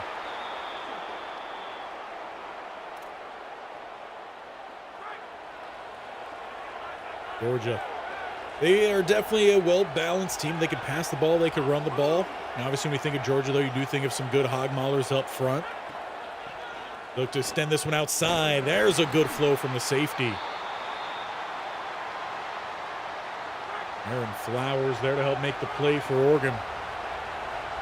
It is 2nd and 12, bunch right here for the Bulldogs, though, breaking that up with the motion from right to left. And a little bit of some play action. Still going to go his way out of the backfield, but Oregon's on top of it with Perry Thacker. That forces Georgia into a 3rd and 11. They need the first down here, trailing a touchdown as we approach the 2-minute mark. Time is not going to be provided. That ball's on the ground. I don't even think the man who scooped it up realized he scooped it up, so maybe a little something weird there, but we will hit the 2-minute break and give ourselves a 2-minute offensive drive. Again, we are just playing on 4 minutes in this one.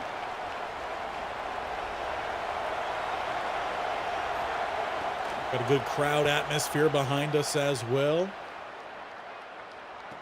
We should be getting a fairly short field.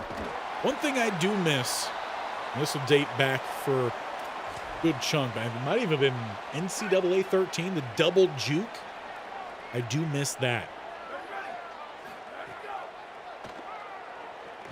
And tried to throw out late. We do at least get spun forward for a gain of 2.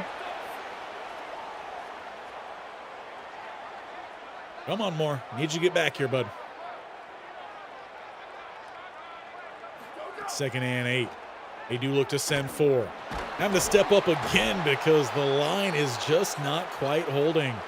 Georgia calls the timeout.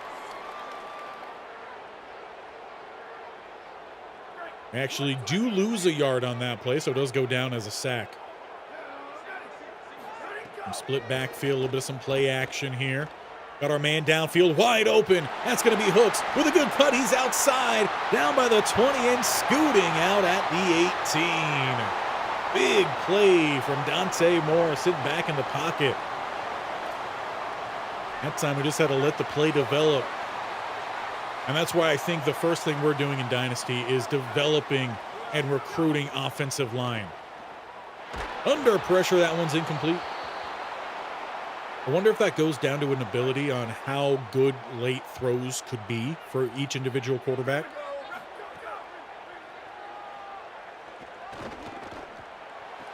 You know, I'm pretty sure I misread that play design. I could have sworn he was supposed to go on about a 10-15 yard deep in, and he never cut inside. So I threw that ball expecting it to be the deep end, and he was just going straight up the field. That's just what happens sometimes when you work with a new playbook. Good blocking here for Stockton. See if the Dogs can make something happen here with limited time. 2 timeouts and a long field in front. Flowers, what are you doing way over here? You need to be all the way outside. We are so lucky that was a run. That was something I did notice in 26, was that sometimes your cover guys just were purely lost. If a play was changed or anything like that, they're lost. Hopefully that's just tied to certain players' awarenesses. Awarenesses is a weird word. Aware-nigh, probably even worse. They wait till the final second here. Under pressure, just getting that one out to avoid what could have been a safety. 7-0 we head into halftime in 4-minute quarters. Just taking a look at what a high-tier team can do against yet another high-tier team. And I'll say we handled the defense fairly smoothly in that game, or in that first half of the game. Now, I did hear a lot of talk about how good the defense is. And sure, if you're a smaller team playing against a bigger team, yeah, the defense is going to look a lot better. But playing as a comparable team here, I can't say that the defense felt any more difficult, again, in a comparable game. Even going back to the first one of this stream, the Stanford and Cal, I don't feel like I really had a problem with the defense. Obviously, we didn't put up many points in that one, but frankly, Stanford doesn't put up a lot of points, so it was pretty, again, realistic. The running game has felt very good. I think that'll be the crux of a lot of offenses in this game. As we get a little bit of some space there. defensive athleticism can very much help them out. So make sure you are checking that out, it seems. Otherwise, these gaps that we're getting, I mean, you're going to get burned for a lot of yardage. Don't throw that ball, first off. Just because you saw it work there doesn't mean you should have thrown that. This is not the play I had designed. Davidson was supposed to be in the backfield. Is that not how you motion people over now? Interesting. Okay. And now you're changing a play. I don't know. It's done this a couple times. Again, pre-release. First day patch hopefully fixes that. But it'll flip the play. And I'm not telling it to flip a play. That's something that hopefully they do fix before day one as we try to roll out here with more, because we were definitely not rolling to the left where that play was more so designed to go. We do, however, still pick up 3 on the play. I'll take that for sure. Go the run here. As Davison down the middle. He'll take us to the midfield line. 4 rushes, 20 yards for him. Now, this was the play I had selected previously. Davison was all the way outside. Then when I went to snap the ball, they then motioned inside. So I don't know what that was about. But it wasn't right. We're under pressure here. We're rolling back. We're chalking this one up a little bit short. Davison boxed out there by the cover man. Didn't look like 95 throw power to me. A little bit of some tight end love here. Or not? I don't know if you guys heard the clicks of the remote on that or a controller on that, but I definitely told him to throw it like 3 times. So a little bit of some weirdness. We got a 3rd and 13. Still have Johnson underneath here. Although I like the inside there for more. I didn't run it that route to where that ball was going well, but that was not a well-thrown ball by Dante Moore. Not a well-thrown ball. But this is why we're testing things out a little bit. The throw and the run seems a little bit iffy right now. There's some good coverage outside. Take that Lasso one. Coverage in general, seemingly tight here, even for your own team. Under pressure, there's a big hit. We sent the extra man, and that's going to pay off. Thacker gets the sack. I don't know what that celebration's all about there. Pretty sure Puka got in trouble for it. It's 3rd and 22. The helmet looks a little bit weird on Stockton's head. Just something that popped into my head there. And that should have been a pick. Should have been. Instead, we will force the punt. Our defense has locked down the Bulldogs in this one. Obviously, we're playing a game that would basically just be the first half of a real game for us, the shorter quarters. Or again, he's got some space on this punt. He angles back left. He's got a good block upfield, and he almost once again broke it. That is 2 good returns. We saw special teams hit early in this stream as well, too. So special teams, that might be a little bit more of a threat than we are used to. Every now and then, maybe about once or twice a year, you get a really good return, but we're seeing it open up a little bit more here. Now, that could be due to what we also saw, again, earlier in this one. The punting or out punting their coverage. So a tune there might be something we look to do. Big blocks down the middle. That's Hill Jr. with some space. He's got it down to the 35 as we are inside the 4th quarter. This is definitely a change play situation here. Inside leverage. Not going to work out there for us on that RPO. Get the tight end open, though. Johnson with the grab. Will say the passing definitely seems a little bit more in tune with your stick control as to where you're trying to place that, right? So we got to be careful with that. As we loft this one out, needed a little bit more on it. Very, very close, though, to the big play to the tight end.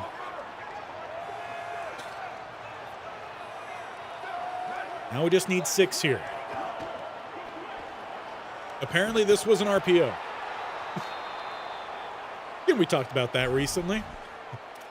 Problems when working with a new playbook. And I probably will end up building my own playbook yet again for our Dynasty, just like I've done in the previous two. Get that inside. There we go. Big man with the first down.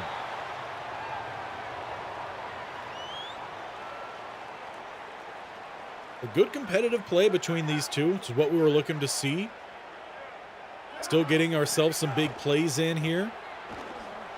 We'll look to scramble that time.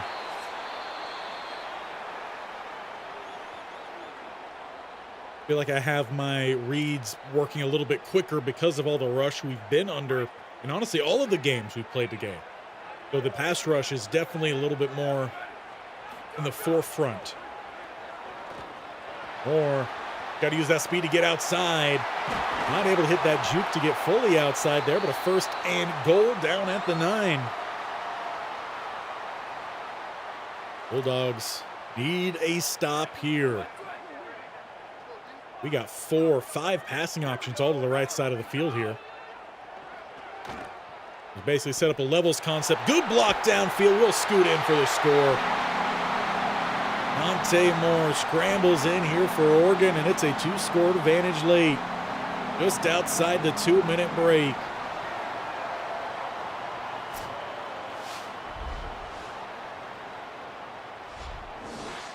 Feeling pretty good about the start here of 27. It's smooth. Gotta give EA credit for that. There's definitely some things I don't like, and we'll definitely talk about that a good bit more. In fact, we'll talk a little bit more about one of them after this game, as we're gonna jump into a Mascot Mashup to finish off our day. Well, you know, if we get a win here with Oregon, we should unlock the duck. So maybe we'll use the duck. Maybe we'll use one of the other options. There's not many to start off with. We've got 2:13 to play, and our defense has played very well. I'd like to see them finish that way. Ooh, that's a great play for the coverage we were running. Sitting back in a cover 2 there. And we had to decide, were we going to cover high or were we going to cover low? It's exactly what we talked about in our coverage 2 beaters, right? You got to force certain high-low reads and basically just force them to be wrong every time. Good pass breakup, but a flag. I don't agree with that. We saw this in 26. Well-timed pass deflections going as defensive pass interference.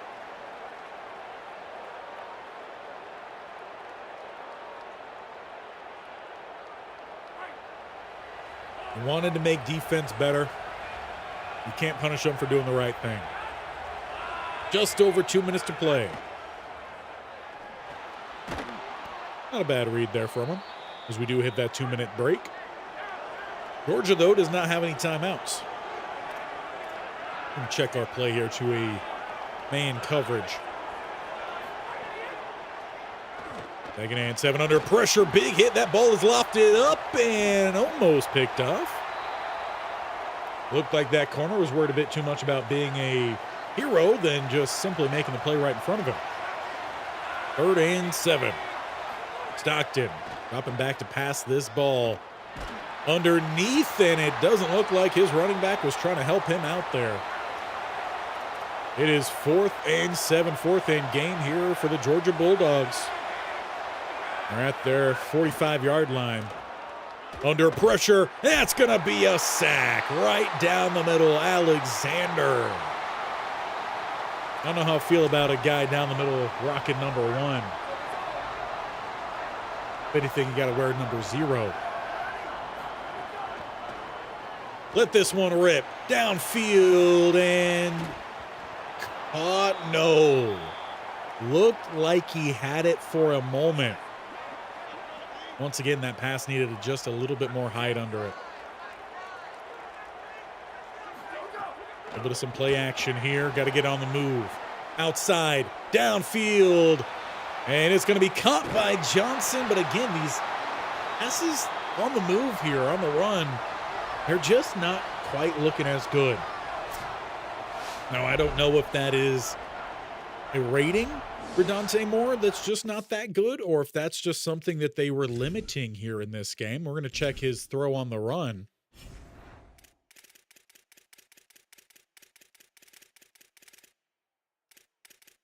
This is deep route running. Let's go. Throw on the run. It's a 90. Throw under pressure is an 87. And with 95 throw power, he should have had a touchdown on that shot to 9.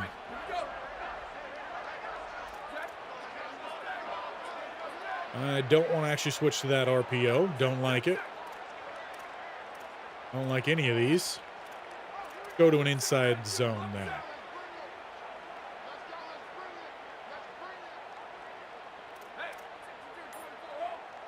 Change it up one more time. Look for that drag over the middle. See if 9 can finish what he started. Or we could jump off sides, give ourselves a little bit more breathing room, apparently.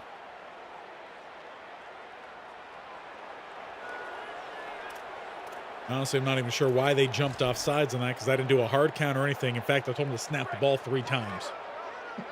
But once again, we've seen some of the buttons just not quite on mark here yet. Wide open to the outside. What a play. Though, I'm not sure if that's a play he should have really been able to make. Now, that one did seem a little finicky. Moore scrambling out here, and he'll be able to just trot on in. Another rushing touchdown for us in this one, and I think that is a good spot to let this one look to come to a close here. So let's just hop into Super Sim from there. We'll let this one finish up, and we will jump ahead, end a game fast, and we'll jump on into a Mascot Mashup here. We came in with a good team, and honestly, it felt very one-sided. I feel like offensively, we were able to do whatever it is that we really wanted to do. Now, that being said, Georgia did still have some pretty good pass rush for us, and downfield, coverage was pretty good. Most of the plays that were open were short and intermediate. As long as we had the time to throw that one, we got some clean plays, and we're on the run, which didn't quite seem like it was what we were looking for there. We did see a couple graphic things and some buttons making things happen that it wasn't what we asked for it to happen. But again, this is pre-release, so for the most part, I think the game is actually at a pretty good spot, which it should be, because I don't think there's that much of a change that they do in between these games.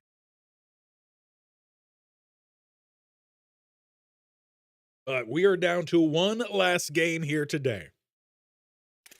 That's going to be a Mascot Mashup. Now, I said we're going to talk about something.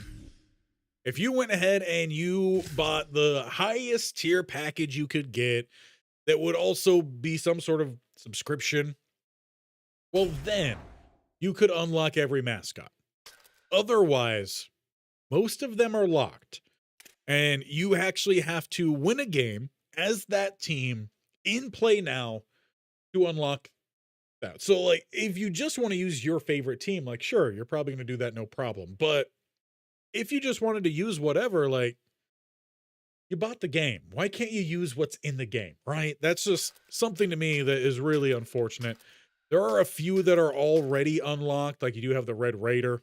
I think there are a few more. Tulane's mascot does look fun. But these should all be unlocked. I mean, it's just ridiculous, honestly. I don't know if the Oregon Duck was already unlocked, but we should at least have that now. You do get Big Al with Alabama. We might use Alabama. We might just use the elephant in the room. Yeah, like I said, there's just not many options for you. I think Georgia's is there. Yeah, you do have Hairy Dog. You do have the Oxen? Maybe Bison? I'm not sure what he's supposed to be. What Hoosier is supposed to be. Duke Dog, if you want. That one is available.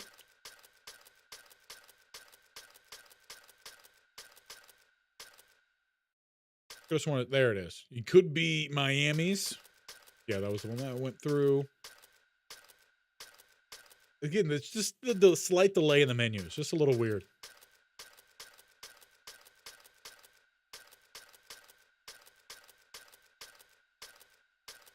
Could be Brutus. So it looks like they got a few of the big ones in there. Got the Ducks. So let's go with, we're going to be the away team this time. We're going to be Alabama. We're going to be the Elephants, and we're going to play against the Ducks here to round things out for today. Mascot Mashup, back in college football since what, 2014? We'll get my head on up out of here because I know we want to watch these mascots all run out onto the field. And who knows, this might just be something we do every now and then on some streams. Just as a little something fun, or if there's something we need to chat about.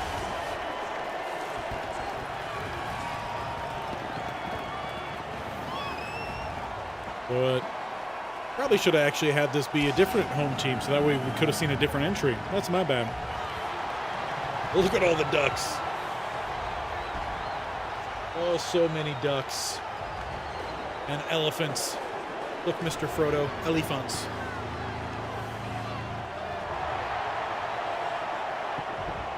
Had to get a movie reference in there at some point, right? All right. Let's see these mascots head on out onto the field.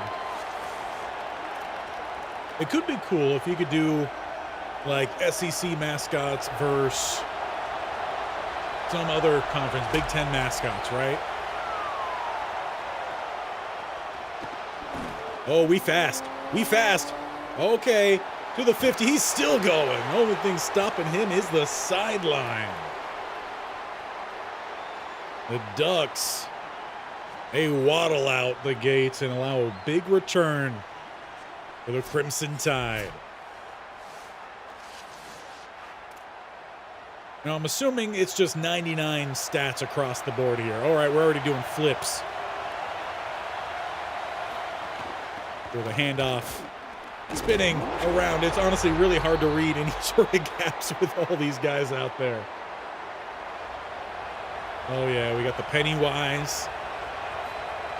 Hit him with that RP. Okay, that's one way to pass the ball. Toss it up and spike it down like we're playing volleyball.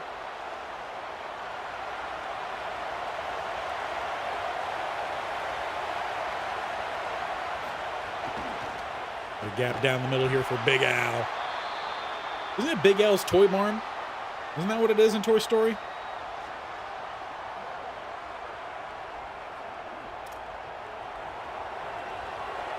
Pretty sure it was Big Al's. 2nd and 5. Okay, that was an RPO. I had a read, but I was a little slow on that one. Trying to go with the quick throw out to the left. Instead, we got a 3rd and 8.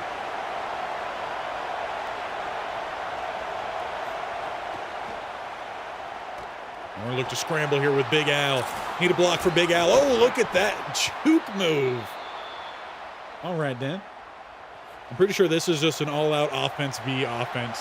There's probably not going to be much defense involved in these games.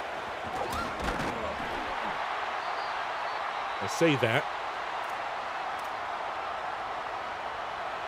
Give us a 2nd and 5 then. Are you going to do this every time you head out to the line here? Touchdown? Looks like touchdown. They get DPI. Go ahead and decline that. Wouldn't want a mascot. Okay. Another graphical thing there. It's fine. The cheerleaders are back. They were just wearing their invisibility cloaks or something for a moment. It would be Mascot Mashup without a little something weird happening. Big Al scores first against the Ducks. They even have some like weird sound effects, which is hilarious. It's like you're watching a cartoon. I guess in a way you kind of are.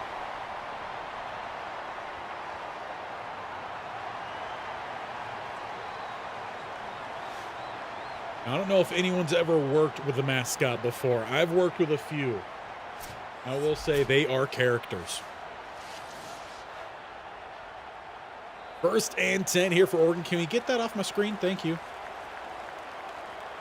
I'll only bring it up when I want to see it. Ducks get motion out here early. They throw to the flat. That'll be caught. Gain of 6 right to the beak. No, get out of here. Second and 6 then. Heavy set here. Oregon pitches back at speed option. Ooh, that trunk might need some ice. That's a face plant from the safety elephant. Why is it bringing up the play art before every play? I don't know. It's weird. Handoff down the middle. Spinning off the tackle and grinding out a gain of 6. Let's see if it does it for us again here. It does. Weird. I don't know. Mike, get up off the floor now. Oh, hard count action. No one jumping. Second time, still no one jumping. And it's going to be a quick throw outside. RPO, but wrapped up.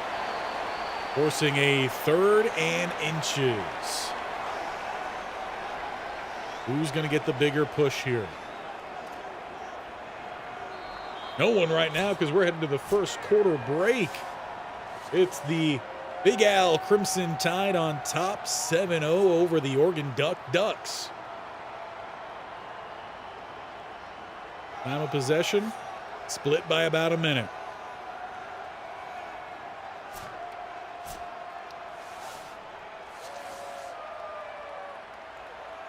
Now, one thing I do want to check as we jump back out onto the field here, I was trying to make some play call adjustments.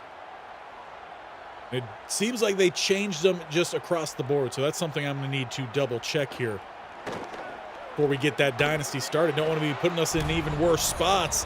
Well, Big Al shows up 3rd and inches. Ducks go backwards. It's 4th and 2. Looks like they're going to punt this one away.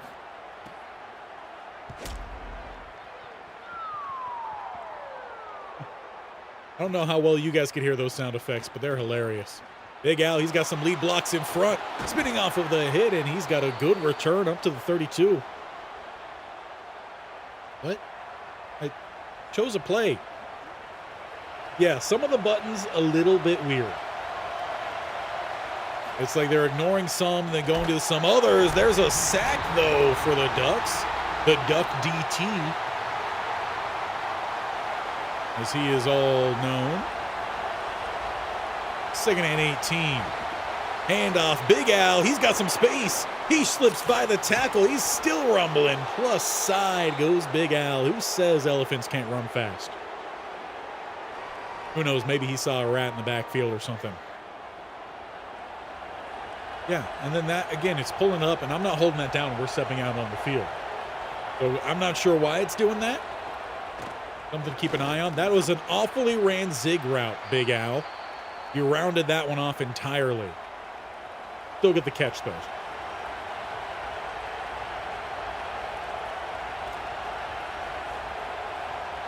Double team doesn't look too bad there. Get our double to backer. Big Al spinning through another tackle. I'm waiting for that trunk to take out an upcoming defender as well. Come on, Big Al, wide receiver number 6. We're going your way with a 3-point shot. It is well blocked.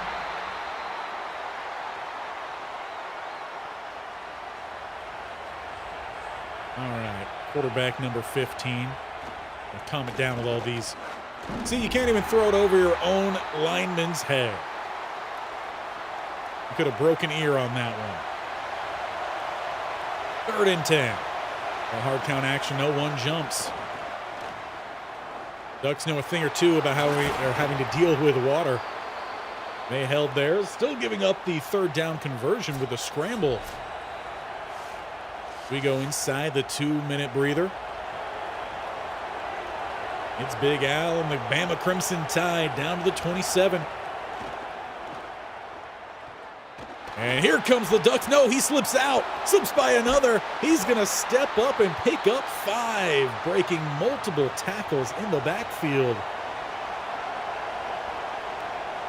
Now, we're going to see how this one pans out because I'm not sure how this one's supposed to be ran.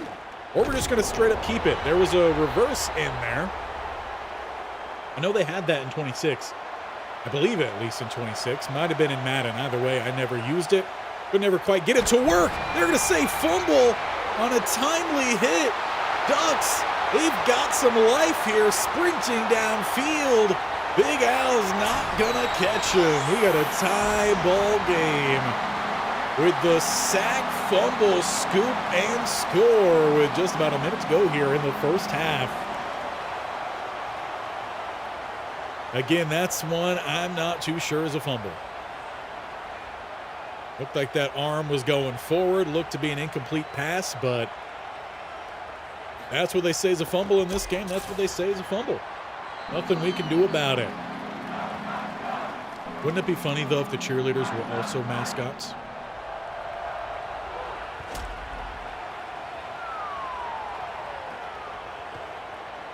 And Big Al not going to be able to get much on this return. That leaves Bama with a minute on the board, starting back at the 23. What happens? You go through multiple games in a row. Under pressure and just trying to get something there. It's one for Big Al. Could have used some better blocking from Big Al. Everyone hustles back to the line here. A little bit more play action. Under pressure and wrapped up. No, that ball's out. Who knows where it is? There's too many mascots down on the field to tell, but it looks like it is duck ball here. Big Al absolutely blowing it late here in the first half. Crowd, though, very happy to see the Ducks mascot stepping up.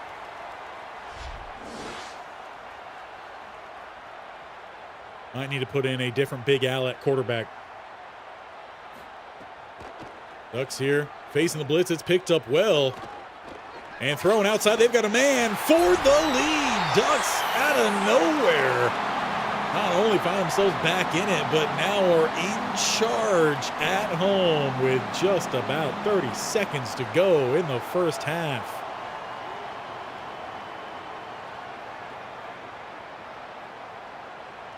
I guess that's one thing that does remain true. You never know what's going to happen with a mascot.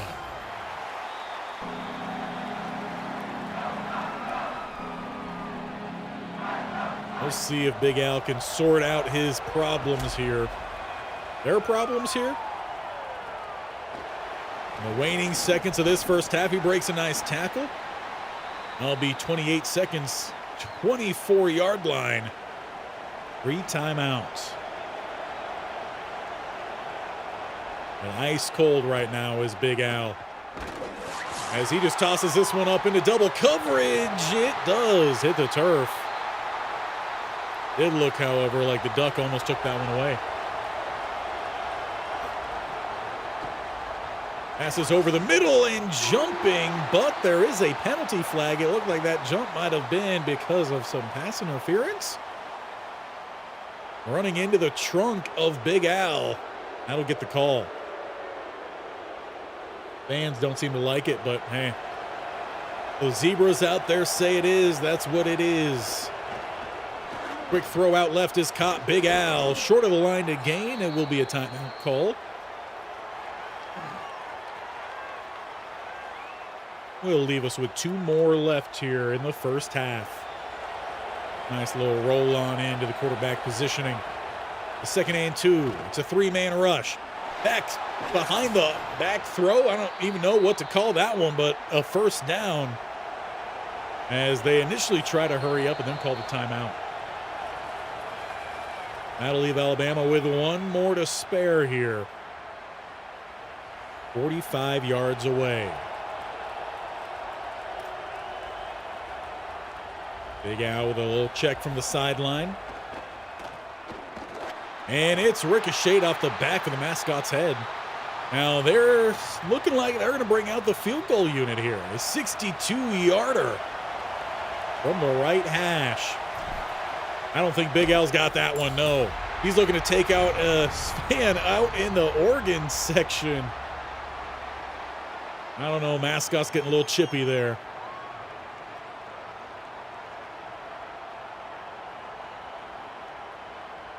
Yeah, I don't know what that's all about. We're going to have to figure out how those adjustments. Under pressure. There's a big hit late as this one falls incomplete. Rolling into the pylon to take us to halftime. These mascots putting together a game. That's for sure.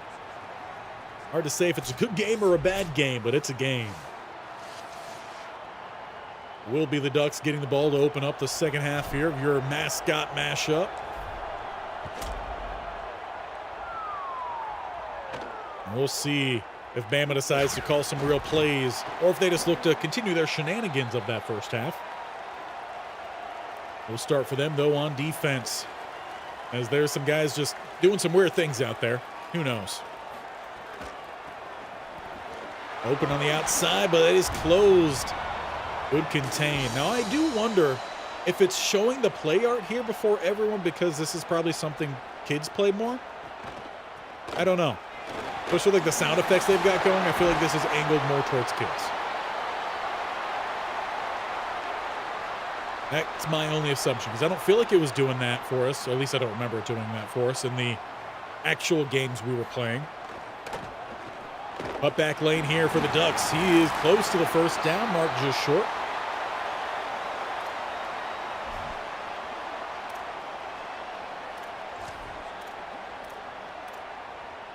Yeah, definitely noticing a trend. A lot more teams switching to a 3 or 2-man front with some hybrid linebackers playing edge. Second and inches. Little zig motion. Quick throw is caught. First down, Oregon. They do, however, have a double mug. Give me my double A gap blitz. We'll go with the backside edge. Oregon, though, changing things up here. They look a little nervous. The stacked front here from Big Al. They go RPO, and it's going to be open for a first down. Oregon with 5 of them on this game. 7 for Alabama. Alabama currently trailing by 7. First and 10, they get pre-snap motion. Work their way across. It's a handoff to the outside. A big hit with what I can only assume is a pretty strong noggin of the elephant's head. That being said, I know nothing about elephant biology, outside of they have a trunk and some big ears. 4 legs, I suppose you could put that in there. Ducks nearly get outside.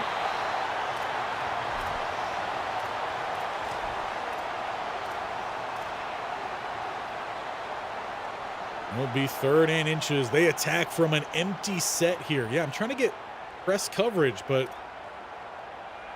I guess that's just not the way you do it anymore. Yeah, I'm going to have to sort that out. Why do they change things that don't need to change? That's been how we've done it for years. I assume it probably has something to do with the macros. The first down there for Oregon as they bring it in tight here. Pass is thrown outside, caught. Oregon breaking a tackle, but chased down by Big Al. I will leave them with a 1st and 10 with a red zone trip at the 18. A little shuffle here from the linebacker. Oregon looking to step up and will find about a gain of 7. Or 7. Gain of 2 there. I don't know where 7 even came from. But I do know where the end of the quarter has come from. And that is running out of time. 14-7. Big Al started this game off in charge. That lasted about a quarter and a half. And then late in the first half, the Ducks came up out of nowhere, taking this game from Big Al. And they're looking to separate here as we open up the 4th quarter.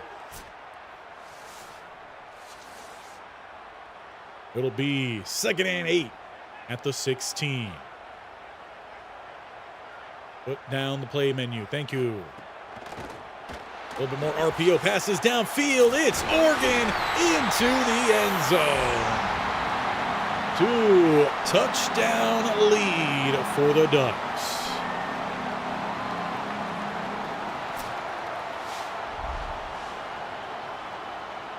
Now, can we find ourselves at least back into the end zone here? Big Al needs to find a way to get back into things.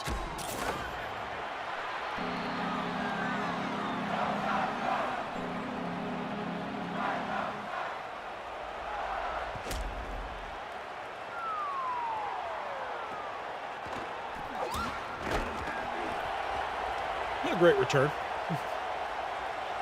I've been looking to push this ball a little bit more downfield in this one. It hasn't necessarily worked out all too well for us. Do have a soft spot there, though, in the zone. We're going to fire that one in. Intended to be more of a deep in, turned into more so of a curl route. What you give us is what we're going to take. And luckily, that one's not somehow a fumble. We've seen a few go that way of late.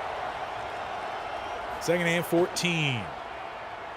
Big Al looks like he might have a little bit of that extra speed, and he brings it in with his trunk. That's legal, apparently. It's all the way down to the Oppo 11-yard line. Big hit for Big Al, wide receiver number 6.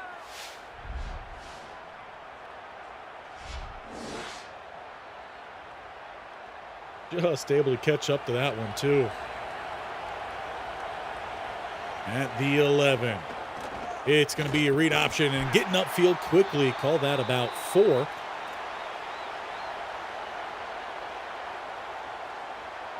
See some hurry up here. Direct snap to the running back. Big Al with a big shoulder there as well, or should I say big wing. Leaves 3rd and 3. Looking for a tutty here. And it's caught short of the end zone, but it will, however, go as a first down. Ball taken down to inside the one. We'll call about the half-yard line. 1st and goal. And Big Al is swallowed up. Ducks just swarmed the backfield. Get a nice zig route out here. Let's get a nice zig. Take him inside and try to hit it outside, but I guess we were looking too much for a fancy throw there than just throwing the touchdown. Come on now, mascots. You also have a job to do. That's win these games. We have the 2-minute breather as we roll back in here with 3rd and goal. Thrown, caught, back down to the 3. That leaves it 4th and goal. A hustle back to the line here. Big Al needs this. Changing things up as they look to actually try to snap the ball there. They decide, never mind. Let's actually go with the play call that we had designed. Rolling out here is Big Al. He will have the corner. We've got a touchdown inside 2 minutes. I feel like an onside attempt is coming. But we will look for the point after here first. Big Al with that elephant trunk of a leg does smash its way through. We got an onside kick here. Go with a high kick. That might have been a little too much juice on that kick. We got to figure out how to get that dialed in. Oregon with a first down here could just about call it done and dusted. They get their tight end in motion back over to the right-hand side. Just a 4-man rush here. They're still looking to throw that ball, and it's going to be picked off by Big Al. This game's not over with yet. Bama has some life in a short field with 3 timeouts and 1:30. That's a risky throw from the Duck. We'll see if the Elephants can come back out here and make something happen. We might have overtime. As he lets this one fly downfield, and he brings it in. It was just a 2-score game 2 plays ago, and we are now back tied here, 21-21. Mascots have come to play today. They even got a mascot for the mascots. And whoever that is at quarterback, they might need to get him put on the Olympic volleyball team. He just spiked that ball seemingly around 70-something yards.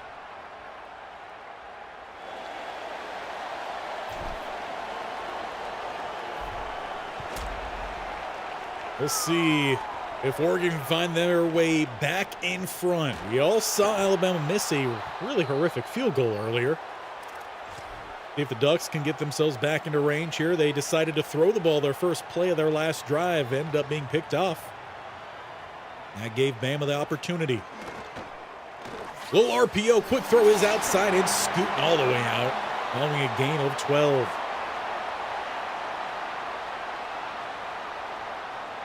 There'll be a 6-man front here.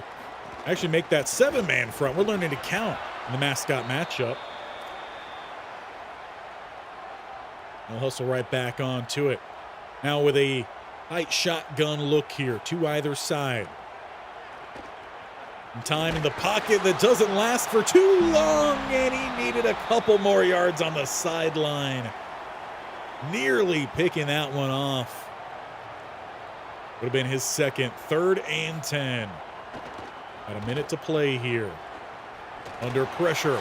Outside. It's going to be picked off. Big Al taking this one back, and the lead goes to Bama.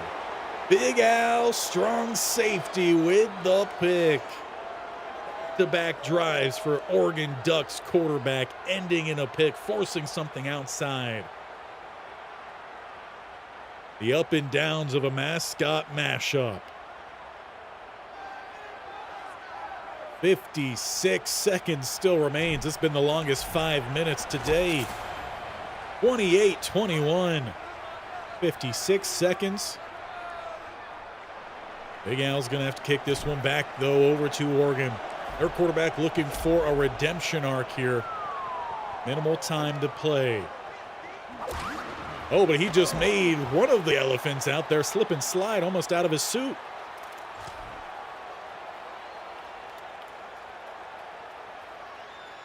They'll start back at the 11. Long field in front of, they're going to get a good chunk of it here, if not all of it. Just right up the seam, the Ducks fly downfield, now leaving the Crimson Tide having to answer offensively. Who knows, this game just may not end. 28-28, the Ducks hope it'll be. They need the point after here, and it's not going to be a problem. Good blocking up front, no one got the rush. One of them even gets onto the plank board here. And then right back out on the field to kick this one off. Big Al getting under this one at about the 10. Not going to be much running room there. He gets to the 19, and that leaves 41 seconds. And an 81-yard field ahead. Big Al got to find some big passing plays here, or throws that one away. Couple sack fumbles for him in this one. Got to be careful. As they do look to set up their own halfback screen here. It's to Big Al with a good spin, but then he just got flattened by the trailing defender. That's mascot abuse if I've ever seen it. And this will back up to the line here. They need the first down. Looking to evade. All the way outside goes Big Al. He's going to pick up some big yardage, scampering out at the 40. They do still have 3 timeouts, 15 seconds on that clock. Try that hard count. No one jumping here. A lot of tails flying in the wind. A punch is downfield, and it's brought in down at the 8-yard line. That one dropping in the bucket. Now we just got to set this thing up for a chip shot field goal. Big Al to hand this one off to Big Al. And that's about right down the middle as you can get. This clock will run down to a second. They'll call that timeout, and it will be a field goal for the win here.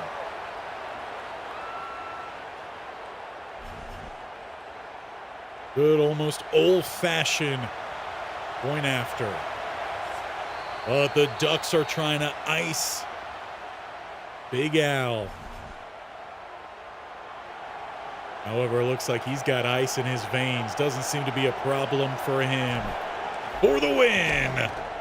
And down goes the Ducks. Big Al and Crimson Tide gets it done despite all the late game shenanigans, and the crowd is in disbelief out there. They thought they had this game locked up, but things went awry. They're late for both quarterbacks in both halves. Late turnovers flipping this game on its head. And our first day of college football 27 comes to a close with the Alabama Crimson Tide Big Owls getting the win in the Mascot Mashup. Quarterback number 15 putting on a mighty fine performance today as well. And that puts us just around a 2.5 hour long stream. Leave me your guys' thoughts down in the comments below. What do you feel? What have you seen? Things that you think should be improved, things that should have never even been in the game before this release, and things that we're very happy about. I mean, there's a lot of good, there's some bad in there. We'll round out today talking a little bit about that. I noticed several times today, in fact. Before we do that, let's actually see if this is set up properly. Not quite, but we can get that fixed just like that. Some things I noticed today that seemed just a little bit weird. One, that they would line up incorrectly before the snap, and then I would try to snap the ball, and then they would shift into the correct formation. I don't know what that was about. I don't even know how that's a bug in the game, but it was there. Hopefully they get that fixed. There was a couple other things too where I would click for one thing to happen and something else would happen, or I would tell them to snap the ball and nothing would happen, or just a couple buttons not quite being right. Would select a play or select to flip a play and then actually press the play, and instead it didn't flip the play and then use the button. Yeah, there was some weirdness with that. Again, this is early release, so it should all be fixed with the day one patch, I would imagine. Of course, having to beat every single team or use every team to beat a team in play now just to unlock all the mascots and Mascot Mashup just seems weird to me. Unless you paid more, then you get everything, right? Just, it's weird. And then we will look at it more, I believe tomorrow. We'll jump into a road to glory. And that, from what I've seen, from what I've heard, they got rid of the XP sliders there, and you could pay real money to make your player better. Otherwise, you are stuck with the very slow progression. So last year we did a lot of 2 or 3 star builds. I think this year we're going to have to do some higher builds just so we could actually utilize some better teams and try to make it to a postseason, right? Because that just wasn't an option in 26, unfortunately. So those things a little bit, But what was great today was that the gameplay itself was smooth out there. And the defense actually did force some mistakes, right? They would line up one way, like we went over the cover 2 invert, right?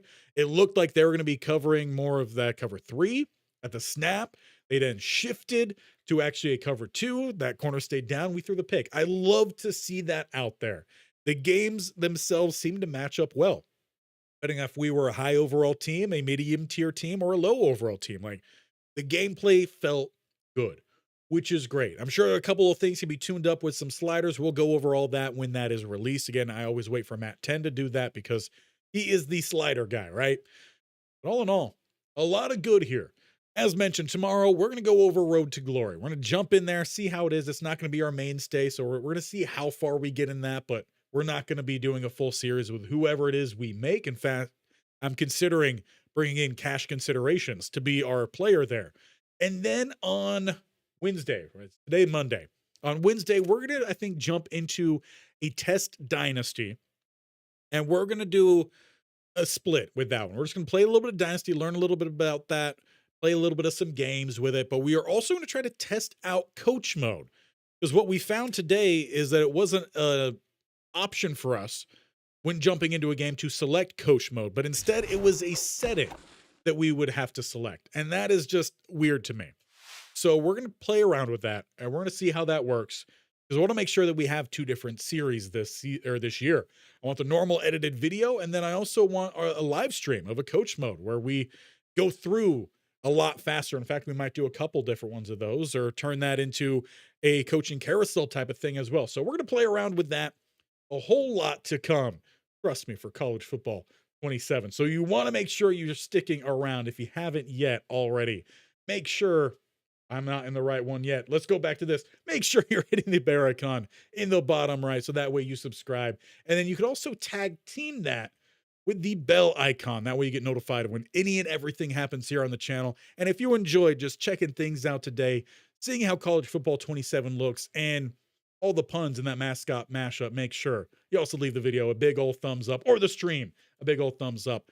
Like I mentioned, we'll be back tomorrow. Probably again be around that 12:30 Pacific time start to around 1 or so. Had to move it back a little bit later today because I didn't know we couldn't get into the game until 11. But that'll be it for us today. We'll be back with you guys tomorrow. And until then, I hope you have a great rest of your Monday or whatever day it is that you are watching this on.